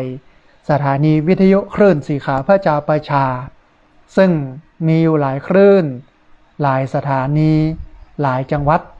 ออกอากาศผ่านทาง Facebook ไลฟ์ซึ่งเป็นไลฟ์สดของสถานีวิทยุวัดไฟหินจังหวัดเชียงใหม่แล้วก็ Facebook ของอาตมาภาพพระสาธิตธีระปัญโยรวมไปจนถึงบันทึกเทปเอาไปออกอากาศผ่านทางสถานีวิทยุเพื่อการศึกษาและพัฒนาอาชีพRadio Network FM 99.50 เมกะเฮิรตซ์ของวิทยาลัยเทคนิคกฟผ.แม่เมาะทุกวันศุกร์ในเวลา 8 โมงเมื่อเช้าเป็นต้นไปและเอาไปออกผ่านทางเพจของมูลนิธิธีระปัญโยซึ่งท่านผู้ฟังสามารถไปติดตามรับฟังย้อนหลังไปก๊อปปี้ลิงก์ไปคัดลอกลิงก์เอาไปส่งเอาไปแชร์ให้กับญาติธรรมทั้งหลายได้ยินได้ฟังกันได้แถมตัวนะฮะท่านผู้ฟังก่อนที่จะเปิดสายให้ท่านผู้ฟังที่ฟังอยู่ทางบ้านจะได้โทรเข้ามาร่วมบูร่วมเอ่ยกันจะได้โทรเข้ามาร่วมแสดงความคิดความเห็นกันนะฮะตักตาญาติโยมที่มาฟังทางFacebook กันก่อนเนาะมีคนโยมมันนาอัมพันธ์มีท่านอาจารย์พระครูสุธีปริยัตยพรกราบถวายความเคารพนะครับมีท่านอาจารย์เจ้าวาดวัดนาแขมอำเภอแม่เมาะจังหวัดลำปางอนุโมทนาบุญกับพระอาจารย์นะครับมีแม่สุแก้วคำอ้วนมีคนโยมอาจรพึ่งไตรรัตน์มีคนโยมสมรแก้ววรรณามีคนโยมเรนูชัยวงศ์มีคนโยมพันนิตราพรหมมินทร์มีคนโยมสาวรักษ์อภิวงศ์มีคนโยมชื่อภาษาอังกฤษอยู่ประมาณ3ท่านนะฮะแล้วก็ท่านที่3เนี่ยคนโยมเจ้าของร้านพักกยาจกอยู่ที่อำเภอแม่เมาะตำบลแม่เมาะมีญาติโยมจากจังหวัดสุรินทร์โยมตุ้ยนะฮะมีคนโยมเดือนเพ็ญทิมว่างมีคนโยมสลินทิพย์บุญเลิศมีคนโยมเจรพันธ์โมป้อแล้วก็มีคนโยมแหม่มท่านหนึ่งต้องอนุโมทนาบุญนะฮะแล้วก็มีญาติโยม หลายคนที่ทักทายเนาะมามีแม่อุ้ยน้องแฮกเกอร์ตัวนะฮะลองมาดูหลายคนที่เปิ้ลได้มาพอมากอยมีคุณโยมคุณหมอวิษณุจีนใจเย็นสาธารณสุขอำเภองาวตัวนะฮะมีคนโยมสังวานแก่นจันนะฮะที่เปิ้ลเข้ามาพอมากอยมีคนโยมชุติการลอดพยัญมีคนโยมฟองจันแก้วมูลนะฮะมีคนโยมสายฝนจันกุณะมีคนโยมพิษสมัยสีเทพธรรมรงมีแม่สมจันแก้วมาลานะฮะมีแม่สุแก้วคำอ้วนเนาะแล้วก็มีแห่มหลายๆท่านนะฮะที่มีแม่กนกพิชชัยนาตัวนะมีคนโยมเรนูชัยวงศ์นะฮะต้องอนุโมทนาบุญกับญาติโยมที่ติดตามรับฟังผ่าน Facebook ของอาตมาภาพแล้วก็มีคนโยมมลิวันเจริญเทศตัวนะฮะท่านผู้ฟังตอนนี้ได้เวลาเปิดสายท่านผู้ฟังที่ฟังอยู่ทางบ้านจะได้โทรเข้ามาร่วมเอ่ยกันจะได้โทรเข้ามาร่วมแสดงความเห็นกันนะฮะเรียนเชิญเจริญพรได้ที่เบอร์064-125-4122เบอร์064-125-4122เรียนเชิญเจริญพรได้โทรเข้ามานะร่วมเอ่ยกันได้โทรเข้ามาร่วมแสดงความเห็นกันเนอะได้ที่เบอร์064-125-4122แต่ว่าก่อนจะโทรเนาะ1ฮือรีวิทยุนะห่างจากวิทยุน้อยหนึ่งแล้วก็ฟังทางโทรศัพท์เอาเรียนเชิญเจริญพรเนอะท่านผู้ฟังเนอะที่เบอร์064-125-4122พอดีมีสายเข้ามาสายหนึ่งเดี๋ยวครับสายนี้ก่อนเปิ้ลจะว่าอย่างใดพ้องนะฮะเจริญพรโอ้สาธุโยมแม่จากอำเภอวังเหนือจังหวัดลำปางเนาะสาธุสัญญาณเป็นได้พ่องแม่ชัดเจนดีก่อเอาสาธุอนุโมทนาบุญกับโยมแม่ที่ติดตามรับฟังบ่ละบ่ลืมกันเนอะ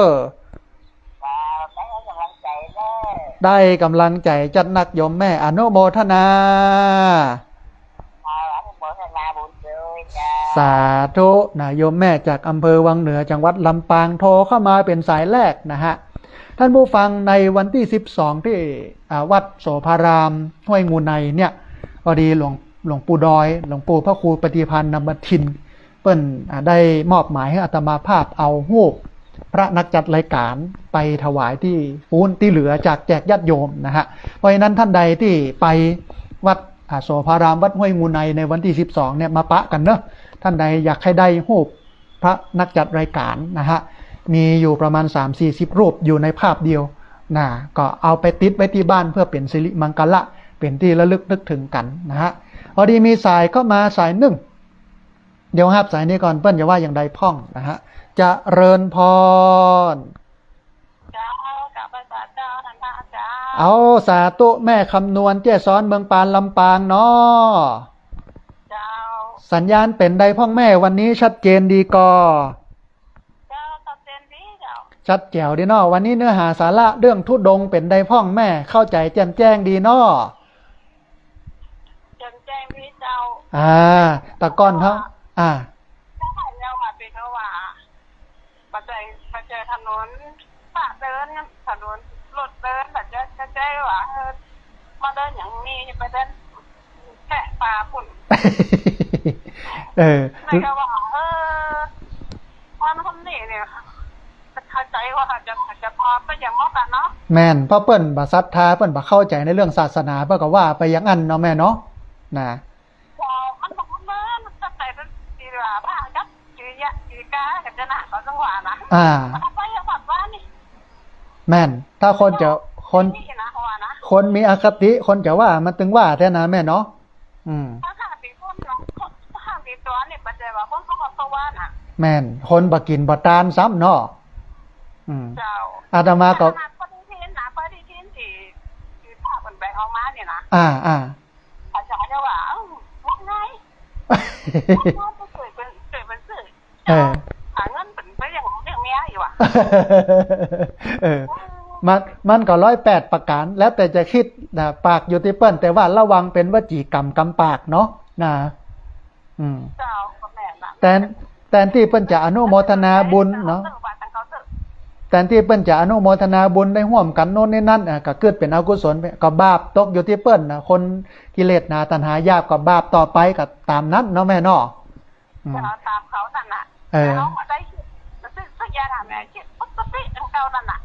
เนี่ยเฮาก็เกิดตั้งบุญตั้งกุศลเกิดตั้งดีตั้งงามเพใจมันก็จะเบิกบานไปตัวเนาะแม่เนาะนะ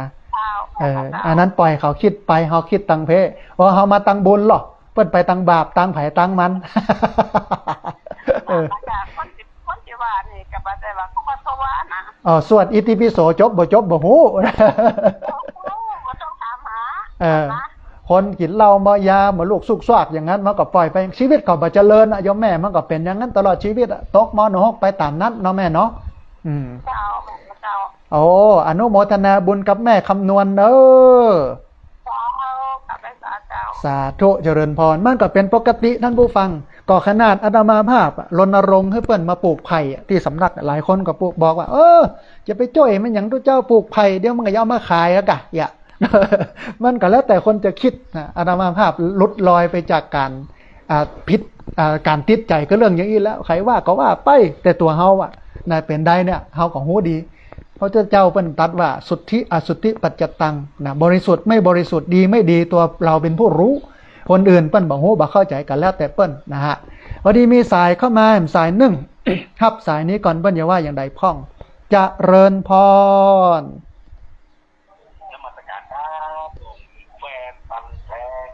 เอาสาธุคนโยมจากอำเภอแม่ริมจังหวัดเชียงใหม่เนาะจากครับวัดแม่ริมมีเจ้าก็ม่วนดีครับตั้งเทศเนาะพอเข้าใจเรื่องทุดงดีเนาะโยมเนาะม่วนครับเรื่องทุดงม่วนครับเนาะเข้าใจแจ่มแจ้งอนุโมทนาบุญกับคนโยมที่ติดตามรับฟังเนอะบ่ละบ่ลืมกันเนอะสาธุอนุโมทนาสาธุจะไปละไปลืมกันเนอะโยมเนอะก็ตอนนี้นอออกเยอะขึ้นมากเลยการนอเต้าแข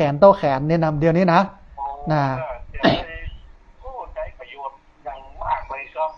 อย่างน้อยนักเรียนโรงเรียนผู้สูงอายุก็จะไปใจห่มใจเงามันแล้วก็เอาหน่อมันมาประกอบอาหารเลี้ยงคนเฒ่านะโยมเนาะ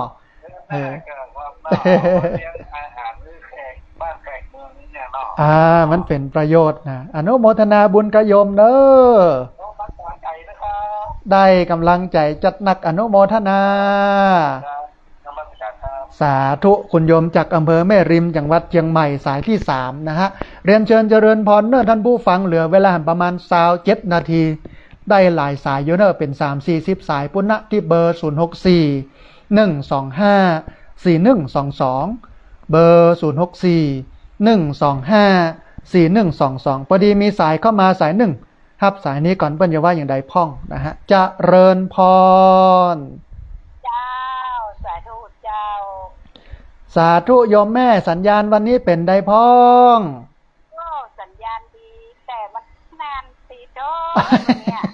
เพราะคนเปิ้นโทรกันเข้ามาหลายขอสุมาอภัยกับโยมแม่เด้อจ้าแม่น้อมเต็งจะมาแต่ยาวแล้ว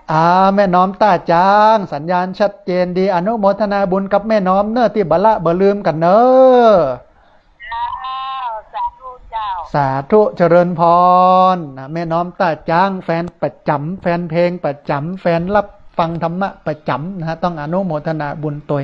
เรียนเชิญเจริญพรเนอะพี่น้องเด้อที่ฟังอยู่เนาะทางวิทยุบ่ว่าจะเป็นเชียงใหม่ละปูนลำปางแป้น่านพะเยาเชียงรายแม่ฮ่องสอนรวมไปจนถึงฟังอยู่จากทางไลฟ์สดของ Facebook วัดฝ่ายหินแล้วก็ Facebook อาตมาภาพพระสาธิตธีรปัญโยที่ฟังกันอยู่ทั่วประเทศทั่วโลกเรียนเชิญเจริญพรโทรเข้ามาได้ที่เบอร์064-125-4122เบอร์064-125-4122นะฮะวันนี้เน้นเรื่องธุดงค์เพื่อทำให้พุทธศาสนิกชนคือหมู่เฮาเนี่ยเข้าใจเรื่องของการธุดงค์เฮาบ่ใช่เป็นคนที่บ่ฮู้เรื่องฮู้ราวเนาะพอเฮาเรียนรู้เรื่องธุดงค์แล้วเนี่ยเฮาก็จะชัดเจนว่าธุดงค์มันเป็นแบบนี้นะเปิ้นยะกัน13เรื่อง13อย่างธุดงค์มันบ่ใช่แค่เรื่องของการไปสปายกดสปายบาทเดียวไปตัวตาตัวตางอันนั้นมันเป็นวิธีการหนึ่ง แต่ทุดงแต่เนี่ยมันมีถึง13เรื่องนะฮะเรียนเชิญเจริญพรนะพี่น้องเด้อที่เบอร์0641254122เบอร์0641254122นะฮะขณะที่รอสายจากบรรดาท่านผู้ฟังที่ฟังอยู่ทางบ้านจะโทรเข้ามาร่วมอู้ร่วมเอ่ยกันนะฮะขอประชาสัมพันธ์ข่าวบุญ2ข่าวเนอะข่าวแรกนะฮะ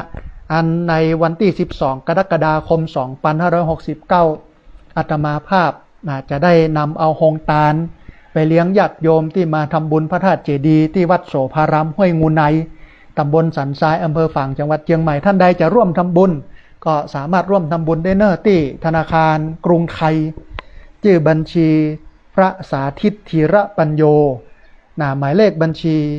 5,167,627อันนี้เป็นข่าวบุญที่1นะฮะการไปออกโฮงตาลเลี้ยงพี่น้องที่วัดโสภารามห้วยงูในอำเภอฝางจังหวัดเชียงใหม่สามารถร่วมทำบุญได้ที่ธนาคารกรุงไทยชื่อบัญชีพระสาธิตธีระปัญโยหมายเลขบัญชี 5,167,627ข่าวบุญที่2นะฮะทางวิทยาลัยสงฆ์นครลำปางอำเภอเกาะคาจังหวัดลำปางเปิ้นจะจัดกิจกรรมหล่อเตียนเข้าพรรษาและถวายผ้าอาบน้ำฝนเพราะฉะนั้นเรียนเชิญเจริญพรเนอะในวันที่26ซึ่งเป็นวันติดตั้งแต่เวลา 9 โมงไม่เจ้าเป็นต้นไปเรียนเชิญเจริญพรญาติโยมเอาโฮงตาลไปออกไปร่วมหล่อเตียนกันท่านใดจะปูจาแผ่นเตียน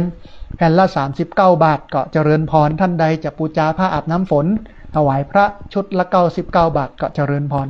สามารถติดต่อได้ที่ดร.พัชริยาฟองจันตาหมายเลขโทรศัพท์0931879939เนอะวันนี้มีสายเข้ามาสายหนึ่งเดี๋ยวรับสายนี้ก่อนเบิ้ลอย่าว่าอย่างใดพ่องนะฮะจะเริญพรเอาสาธุแม่เพนสัญญาณเป็นใดพ่องโอ้สาธุอนุโมทนาบุญกับแม่เพนที่ร่วมทำบุญพระธาตุเจดีย์มาตะวาเนอสาธุได้แม่เพนได้อนุโมทนาบุญกับแม่เพนเนอสาธุเจริญพรนะแม่เพนนะฮะคนสู้ชีวิตละปูนมีท่านอาจารย์พระครูโสภิตโพธานุรักษ์นะฮะวัดโพตำบลบ้านปิ่นอำเภอรองจังหวัดแพร่เข้ามารับชมทาง Facebook โดยกราบนมัสการท่านอาจารย์พระครูนะครับและมีแม่ชวนพิษนะแกนนวลนะฮะเข้ามาติดตามรับชมรับฟังตัวพอดีมีสายเข้ามาแหมสายหนึ่งครับสายนี้ก่อนเบิ้ลอย่าว่าอย่างใดพ่องจะเริญพรโอ้สาธุแม่น้อยวันนี้มีอย่างจะเพิ่มเติมก็เจริญพรเจิญเลยเนอะ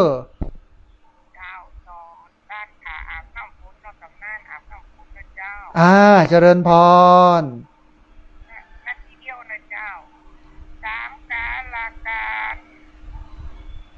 เจ้าแฮม1 คำตาลผ่าอาบน้ำนายใส่ติดเต็งดีนอกทั้งหลายพระองค์ตัดไว้เดียวเจ้าคนตาลคนแลเป็นตนเป็นเก้าวิสาขาเจ้าเรนาเอาบ่อต้านเจ้าเต้าวิสาขาตามเจตนาก็ได้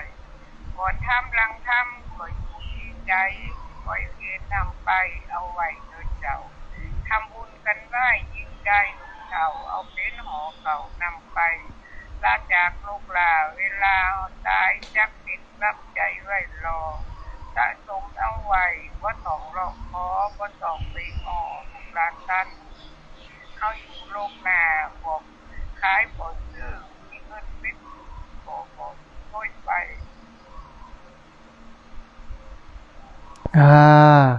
สาธุแม่น้อยกัดนัดสาธุอนุโมทนาบุญโยมแม่น้อยเปิ้นเอา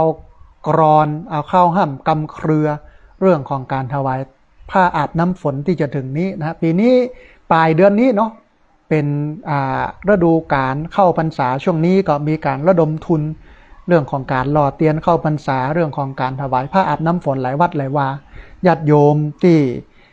พอแล้วศรัทธาที่ไหนตั้งใดก็ไปที่หั่นนะบ้านตัวเก่าก็ได้หรือที่ไหนตั้งใดนะฮะพอดีมีสายเข้ามาแห่มสายหนึ่ง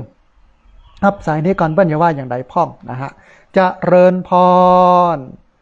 ไหว้ศาลเจ้าแม่นิตยาบ้านแก่งปรินในเมืองลำปางนะเจ้าเอาสาธุโยมแม่นิตยาสัญญาณเป็นได้พ่องวันนี้ ดีมากเลยเจ้าชัดแจ๋วเลยเนาะแม่เนาะเจ้าวันนี้นะฟังแล้วเข้าใจเรื่องธุดงค์นี่เนาะเขาโอ้อนุโมทนาบุญกับแม่นิตยาที่ติดตามรับฟังบัลละบ่ลืมกันเนอะแม่เนอะบัลละบ่ลืมไปฟังถ้าแม่อยู่นะอนุโมทนาบุญโยมแม่เจริญพรสาธุแม่นิตยาบ้านแจ่งหัวรินในเวียงลำปางนะฮะท่านผู้ฟังเหลือเวลาแห่ง17 นาทีเนาะเรียนเชิญเจริญพรได้ที่เบอร์0641254122เบอร์0641254122พอดีมีสายเข้ามาสายหนึ่ง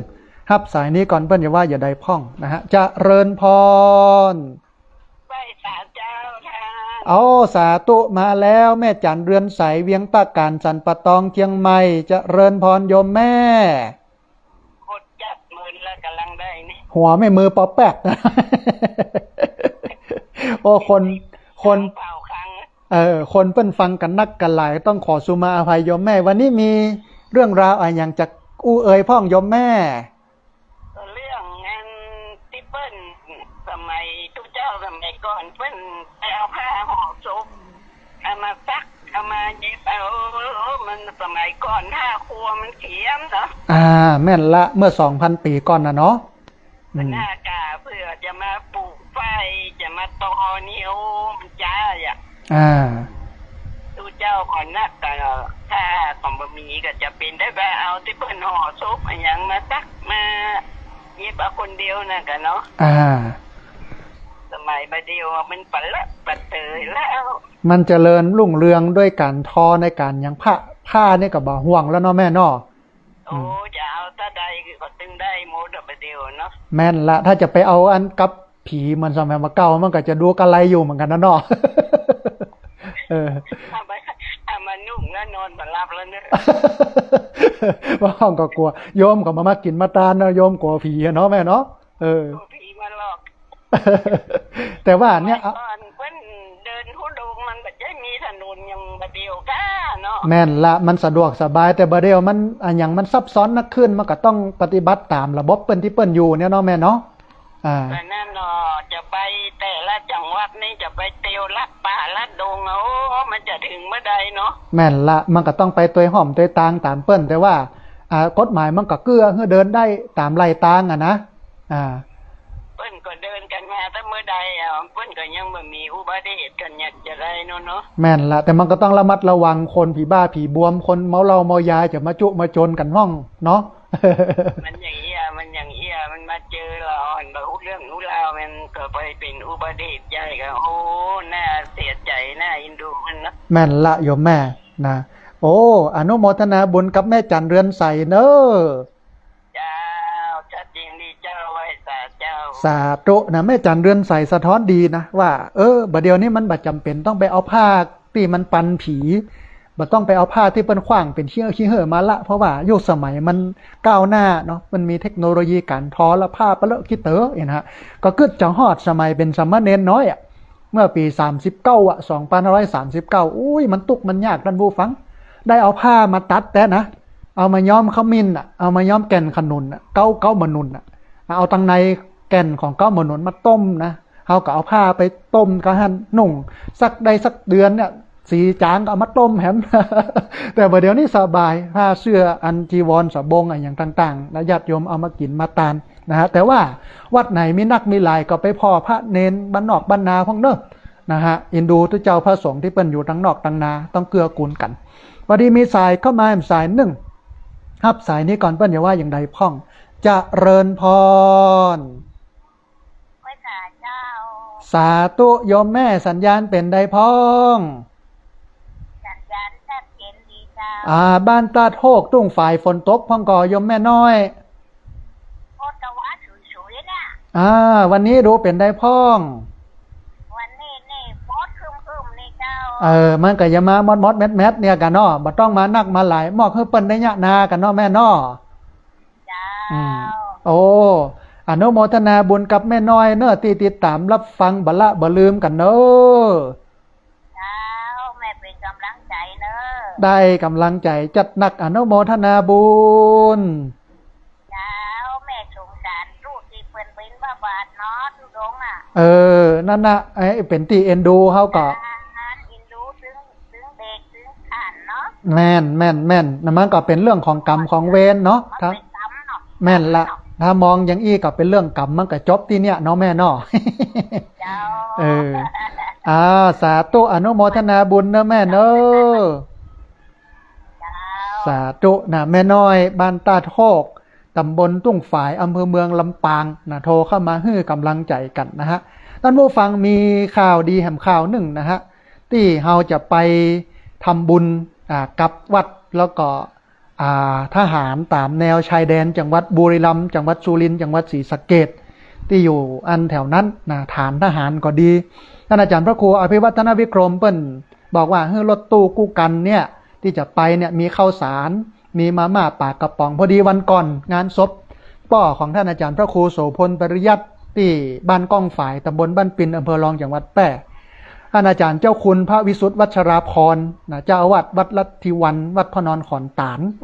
อำเภอแม่ริมจังหวัดเชียงใหม่เปิ้นไปพอดีก็ได้นั่งอู้กันนะฮะหลวงพ่อก็บอกว่าโอ้สาธิตเดี๋ยวอันผมถวายข้าวสารกระสอบละ5 กิโลกรัมเนี่ยนะ100กระสอบเดี๋ยววันศุกร์นี่ไปเอาอีนะนี่ต้องกราบขอบพระคุณพระเดชพระคุณพระวิสุทธิวัชราพรเจ้าอาวาสวัดลัทธิวันพระนอนขอนตานอำเภอแม่ริมจังหวัดเชียงใหม่เป็นอย่างสูงนะครับที่เมตตามอบข้าวสารกระสอบละ5 กิโลกรัมจำนวน100กระสอบเพื่อที่จะเอาไปถวายพระคุณเจ้า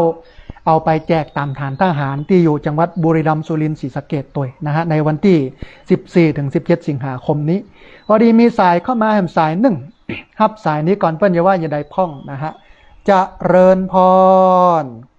เจ้าไว้พระเจ้าท่านอาจารย์เจ้าไม่มาไรมันก็ใครๆนะเจ้า โอ้สาธุแม่มาลัยสัญญาณเป็นได้พ้องวันนี้ เจ้าสัญญาณชัดเจนดีเจ้า โอ้อนุโมทนาบุญกับแม่มาลัยที่ติดตามรับฟังกันเป็นประจำบ่ละบ่ลืมกันเนอะแม่เนอะ เจ้า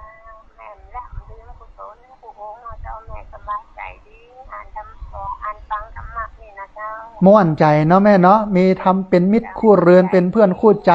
นะโอ้อนุโมทนาบุญเนอะ อดทนเนาะค่ะพระอาจารย์เนาะ อดทนแม่อดทนอยู่ไปนะใจชีวิตไปอยู่กับศีลกินกับธรรมเนี่ยเนาะแม่เนาะอืม เจ้าถ้าคุณรอเทียนดีมันก็ร้อนนี่แม่ก็จะผมทำบุญกับคุณไปเนาะ เอาสาธุแม่กินไปตันไปต่ำกำลังเนาะแม่เนาะนะ เจ้า สาธุ แม่ไปแม่แต่ไว้เอาทั้งบ้านเอาแม่ก็สะดวกให้การสุขภาพเนาะเจ้าเนาะ มาเป็นอย่างแม่ส่งกำลังใจมาเฮามีกำลังอะไรอย่างก็ทำตามกำลังนั้นเนาะแม่เนาะนะ เจ้า สาธุอนุโมทนาบุญ กุศลผู้องค์เนอะก็ตั้งสิตลอดเจ้า สาธุแม่เจริญพร เจ้าสาธุเจ้า สาธุนะโยมแม่มาลัยบ้านป่าไข่ใต้เวียงป่าเป้าเจียงไฮ้นะฮะติดตามรับฟังบอกว่าสัญญาณชัดเจนดี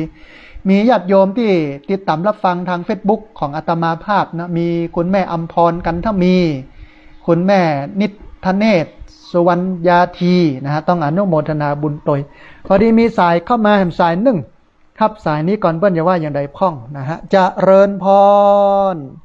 การนมัสการจันไม่ฟังเยอะวันนี้หัวเมื่อมือแบบแบบเลยจ้า สาธุแม่สุแก้วคำอ้วนสารปีเจียงใหม่เนาะสัญญาณชัดเจนเนาะแม่เนาะ ถ้าเจนสีเจ้า โยมแม่อันเก็บเก้ายางไว้เนอะออมปอกไว้ฮั่นเนอะเดี๋ยวถ้ามีเวลาจะไปเอาแหมเนอะ เจ้าประเด็นนี้นะที่บ้านแม่เนี่ยปล่อยว่าเนี่ยมันขึ้นแล้วก็มันออกอันน้อยนี่น้อยงามถ้าจะใดก็รักษาไว้ก่อนเนอะแม่เนอะ เจ้า นะ เจ้า สาธุโยมแม่อนุโมทนาบุญ ท่านอาจารย์ต้องเอามาเดินทางนู้นแล้วไปเดินที่ไหน นั่นนะมันก็มีที่เดียวเนี่ย มั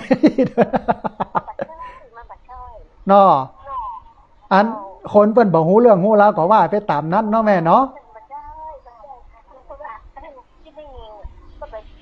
ฟ้าหัวใจนะเขาก็อยากถูกต้องกะไม่ขึ้นอย่างง้อมันก่อ แม่นมันเป็นเรื่องกัน ไม่ว่ามันบัดช่อย มันต้องเฮียนโฮกันแหมนักเจ้าพูดเท่าอ่ะเนาะนะ อนุโมทนาบุญกับแม่เนอะ แม่หมดมันก็เจ้า แม่นละโยมแม่นะ ก็ใจเจ้า สาธุโยมแม่เจริญพร เจ้าเจ้า โยมแม่สุแก้วคำอ้วนสารปีเชียงใหม่นะฮะมีคุณโยมคำสุขโยธินนะพระบาทนะฮะบ้านบุญเกิดนะเข้ามาติดตามรับฟังตัวแห่งคนหนึ่งต้องอนุโมทนาบุญตัวท่านผู้ฟังเวลาเหลือ8 นาทีเนาะเรียนเชิญเจริญพรได้ที่เบอร์064 125 4122เบอร์064 125 4122คิดว่าวันนี้ญาติโยมคงเข้าใจเรื่องธุดงค์นักพอสมควรเพราะว่าลงดีเทลลงรายละเอียดเรื่องของการเดินธุดงค์ว่าธุดงค์นั้นแต่แล้วมันมี13อย่างเนอะการเดินมันก็เป็น1ใน13อย่างนั้นนะฮะในการปฏิบัติ13อย่างนั้นอันเนี้ยเราจะเข้าใจชาวพุทธนั้นมันต้องเป็นคนที่เฮียนหูนะเป็นผู้รู้ผู้ตื่นผู้เบิกบานจะไปงมงายเลื่อยเปื่อยบ่ได้นะพุทธศาสนาเพิ่นมีระบบของเปิ้นนะฮะพอดีมีสายเข้ามาสาย1ครับสายนี้ก่อนเปิ้นอย่าว่าอย่างใดพ่องจะเริญพร เจ้ากาไว้สาเจ้า สาธุโยมแม่สัญญาณเป็นใดพ้อง สัญญาชัดเจนในเจ้าอยู่บ้านแม่ใจคำนะเจ้า เอาสาธุอนุโมทนาบุญโยมแม่ที่ติดตามรับฟังบละบลืมกันเนอจำโยมแม่ได้จำเสียงได้ แม่จะถามว่าไอ้อย่างก็ที่แม่ว่าเขาได้งูนั่นนะเจ้า อันเดียวกำลังจะเสาะหาเวลาไปอยู่แม่ อยู่บ้านแม่ใส่คำบ้านห้วยฮีขี้หมูเนาะ แม่สงกรานต์เฮือนแดงนะจำได้อันบักหมายไม่ได้อยู่แต่ว่าเวลามันมีเตื้อแต่ว่าเดี๋ยวถ้าบ่ได้ไปแต่จะส่งไปแต่ถ้าได้ไปก็จะไปให้ไปหานะเดี๋ยวจะได้ไปปะไปปบกันเนาะแม่เนาะเดี๋ยวรอสักกำเนาะ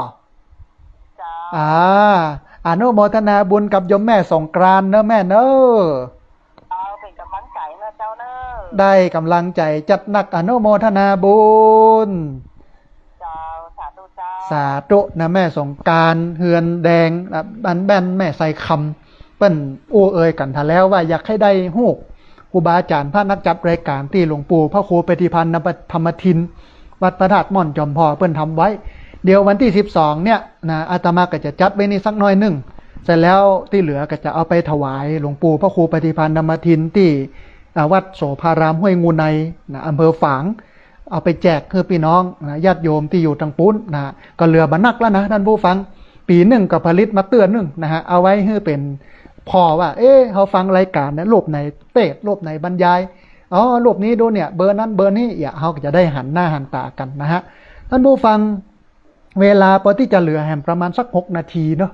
ได้แหมจะหลายสายเรียนเชิญเจริญพรได้ที่เบอร์064 125 4122เบอร์064 125 4122เรียนเชิญเจริญพรท่านผู้ฟังนะที่ฟังอยู่โทรเข้ามานะฮะวันนี้มีสายเข้ามาสาย1เดี๋ยวฮับสายนี้ก่อนเปิ้ลอย่าว่าอย่างใดพ้อง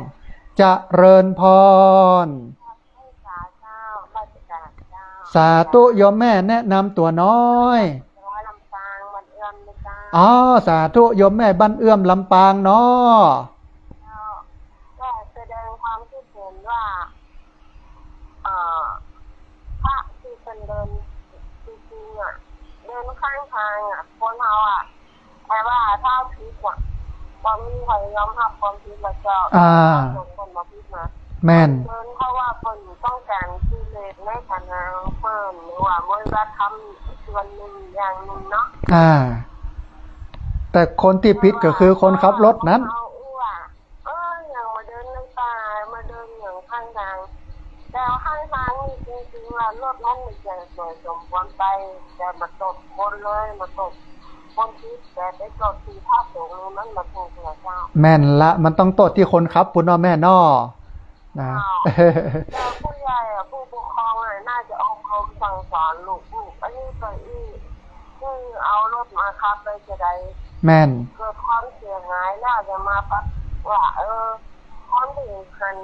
วันอย่างว่ามาออนนี่มาวิทย์เนาะมาออนกับขับรถตังกับถูกละแต่ว่าขับสงมาสงควรมาเดินตังถ้าอย่างนี้มันมาถูกเจ้าแม่นละเพราะว่าละอ่อนมันอายุ11 ขวบอยู่แล้วก็บ่ค่อยเต็ม100เนี่ยมันก็ทำให้เกิดอุบัติเหตุเนาะแม่เนาะไงต้องม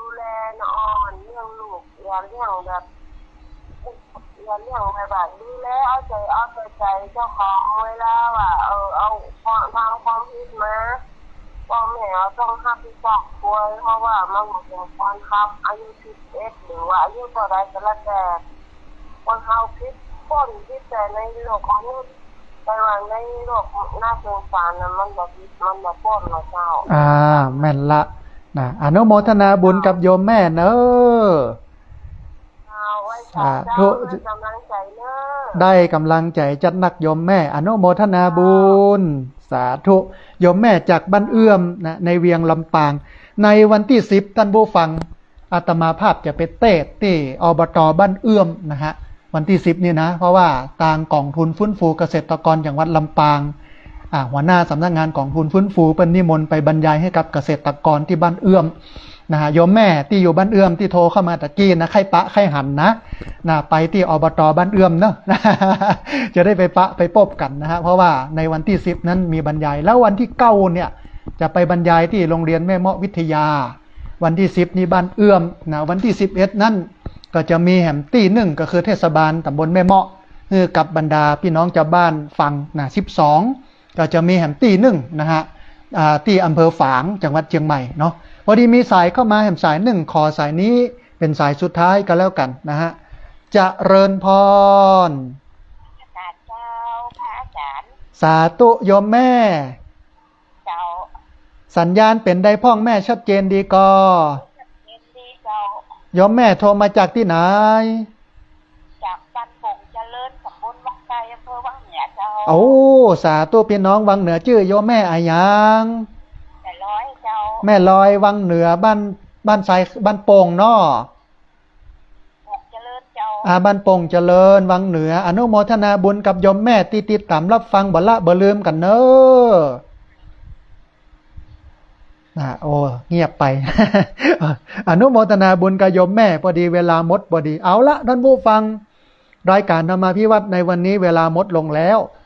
ก็งดรับสายไว้แต่เพียงเท่านี้นะฮะวันพรุ่งนี้เนาะเวลา 3:00 ถึง 5:00 นะเฮาปะกันแห่งใหม่ในคลื่นที่ท่านผู้ฟังได้ติดตามรับฟังอยู่นี้หรือใน Facebook ของอาตมาภาพแล้วก็ Facebook ของสถานีวิทยุวัดไฟหินจังหวัดเชียงใหม่วันนี้ต้องกราบขอบพระคุณครูบาอาจารย์พระเถรานุเถระครูบาสังฆะที่เคารพอย่างสูงทุกรูป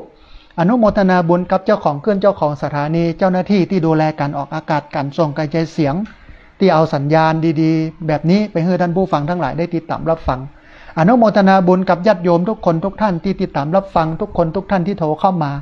ขอสุมาภัยกับญาติโยมที่โทรเข้ามาแล้วบัดติดโทรเข้ามาแล้วบัดได้รับสายเดี๋ยววันพรุ่งนี้ก็โทรกันเข้ามาใหม่วันนี้สัพพพุทธานุภาเวนะด้วยเดชเดชะอนุภาพของพระพุทธเจ้าสัพพธรรมานุภาเวนะด้วยเดชเดชะอนุภาพของพระธรรมเจ้า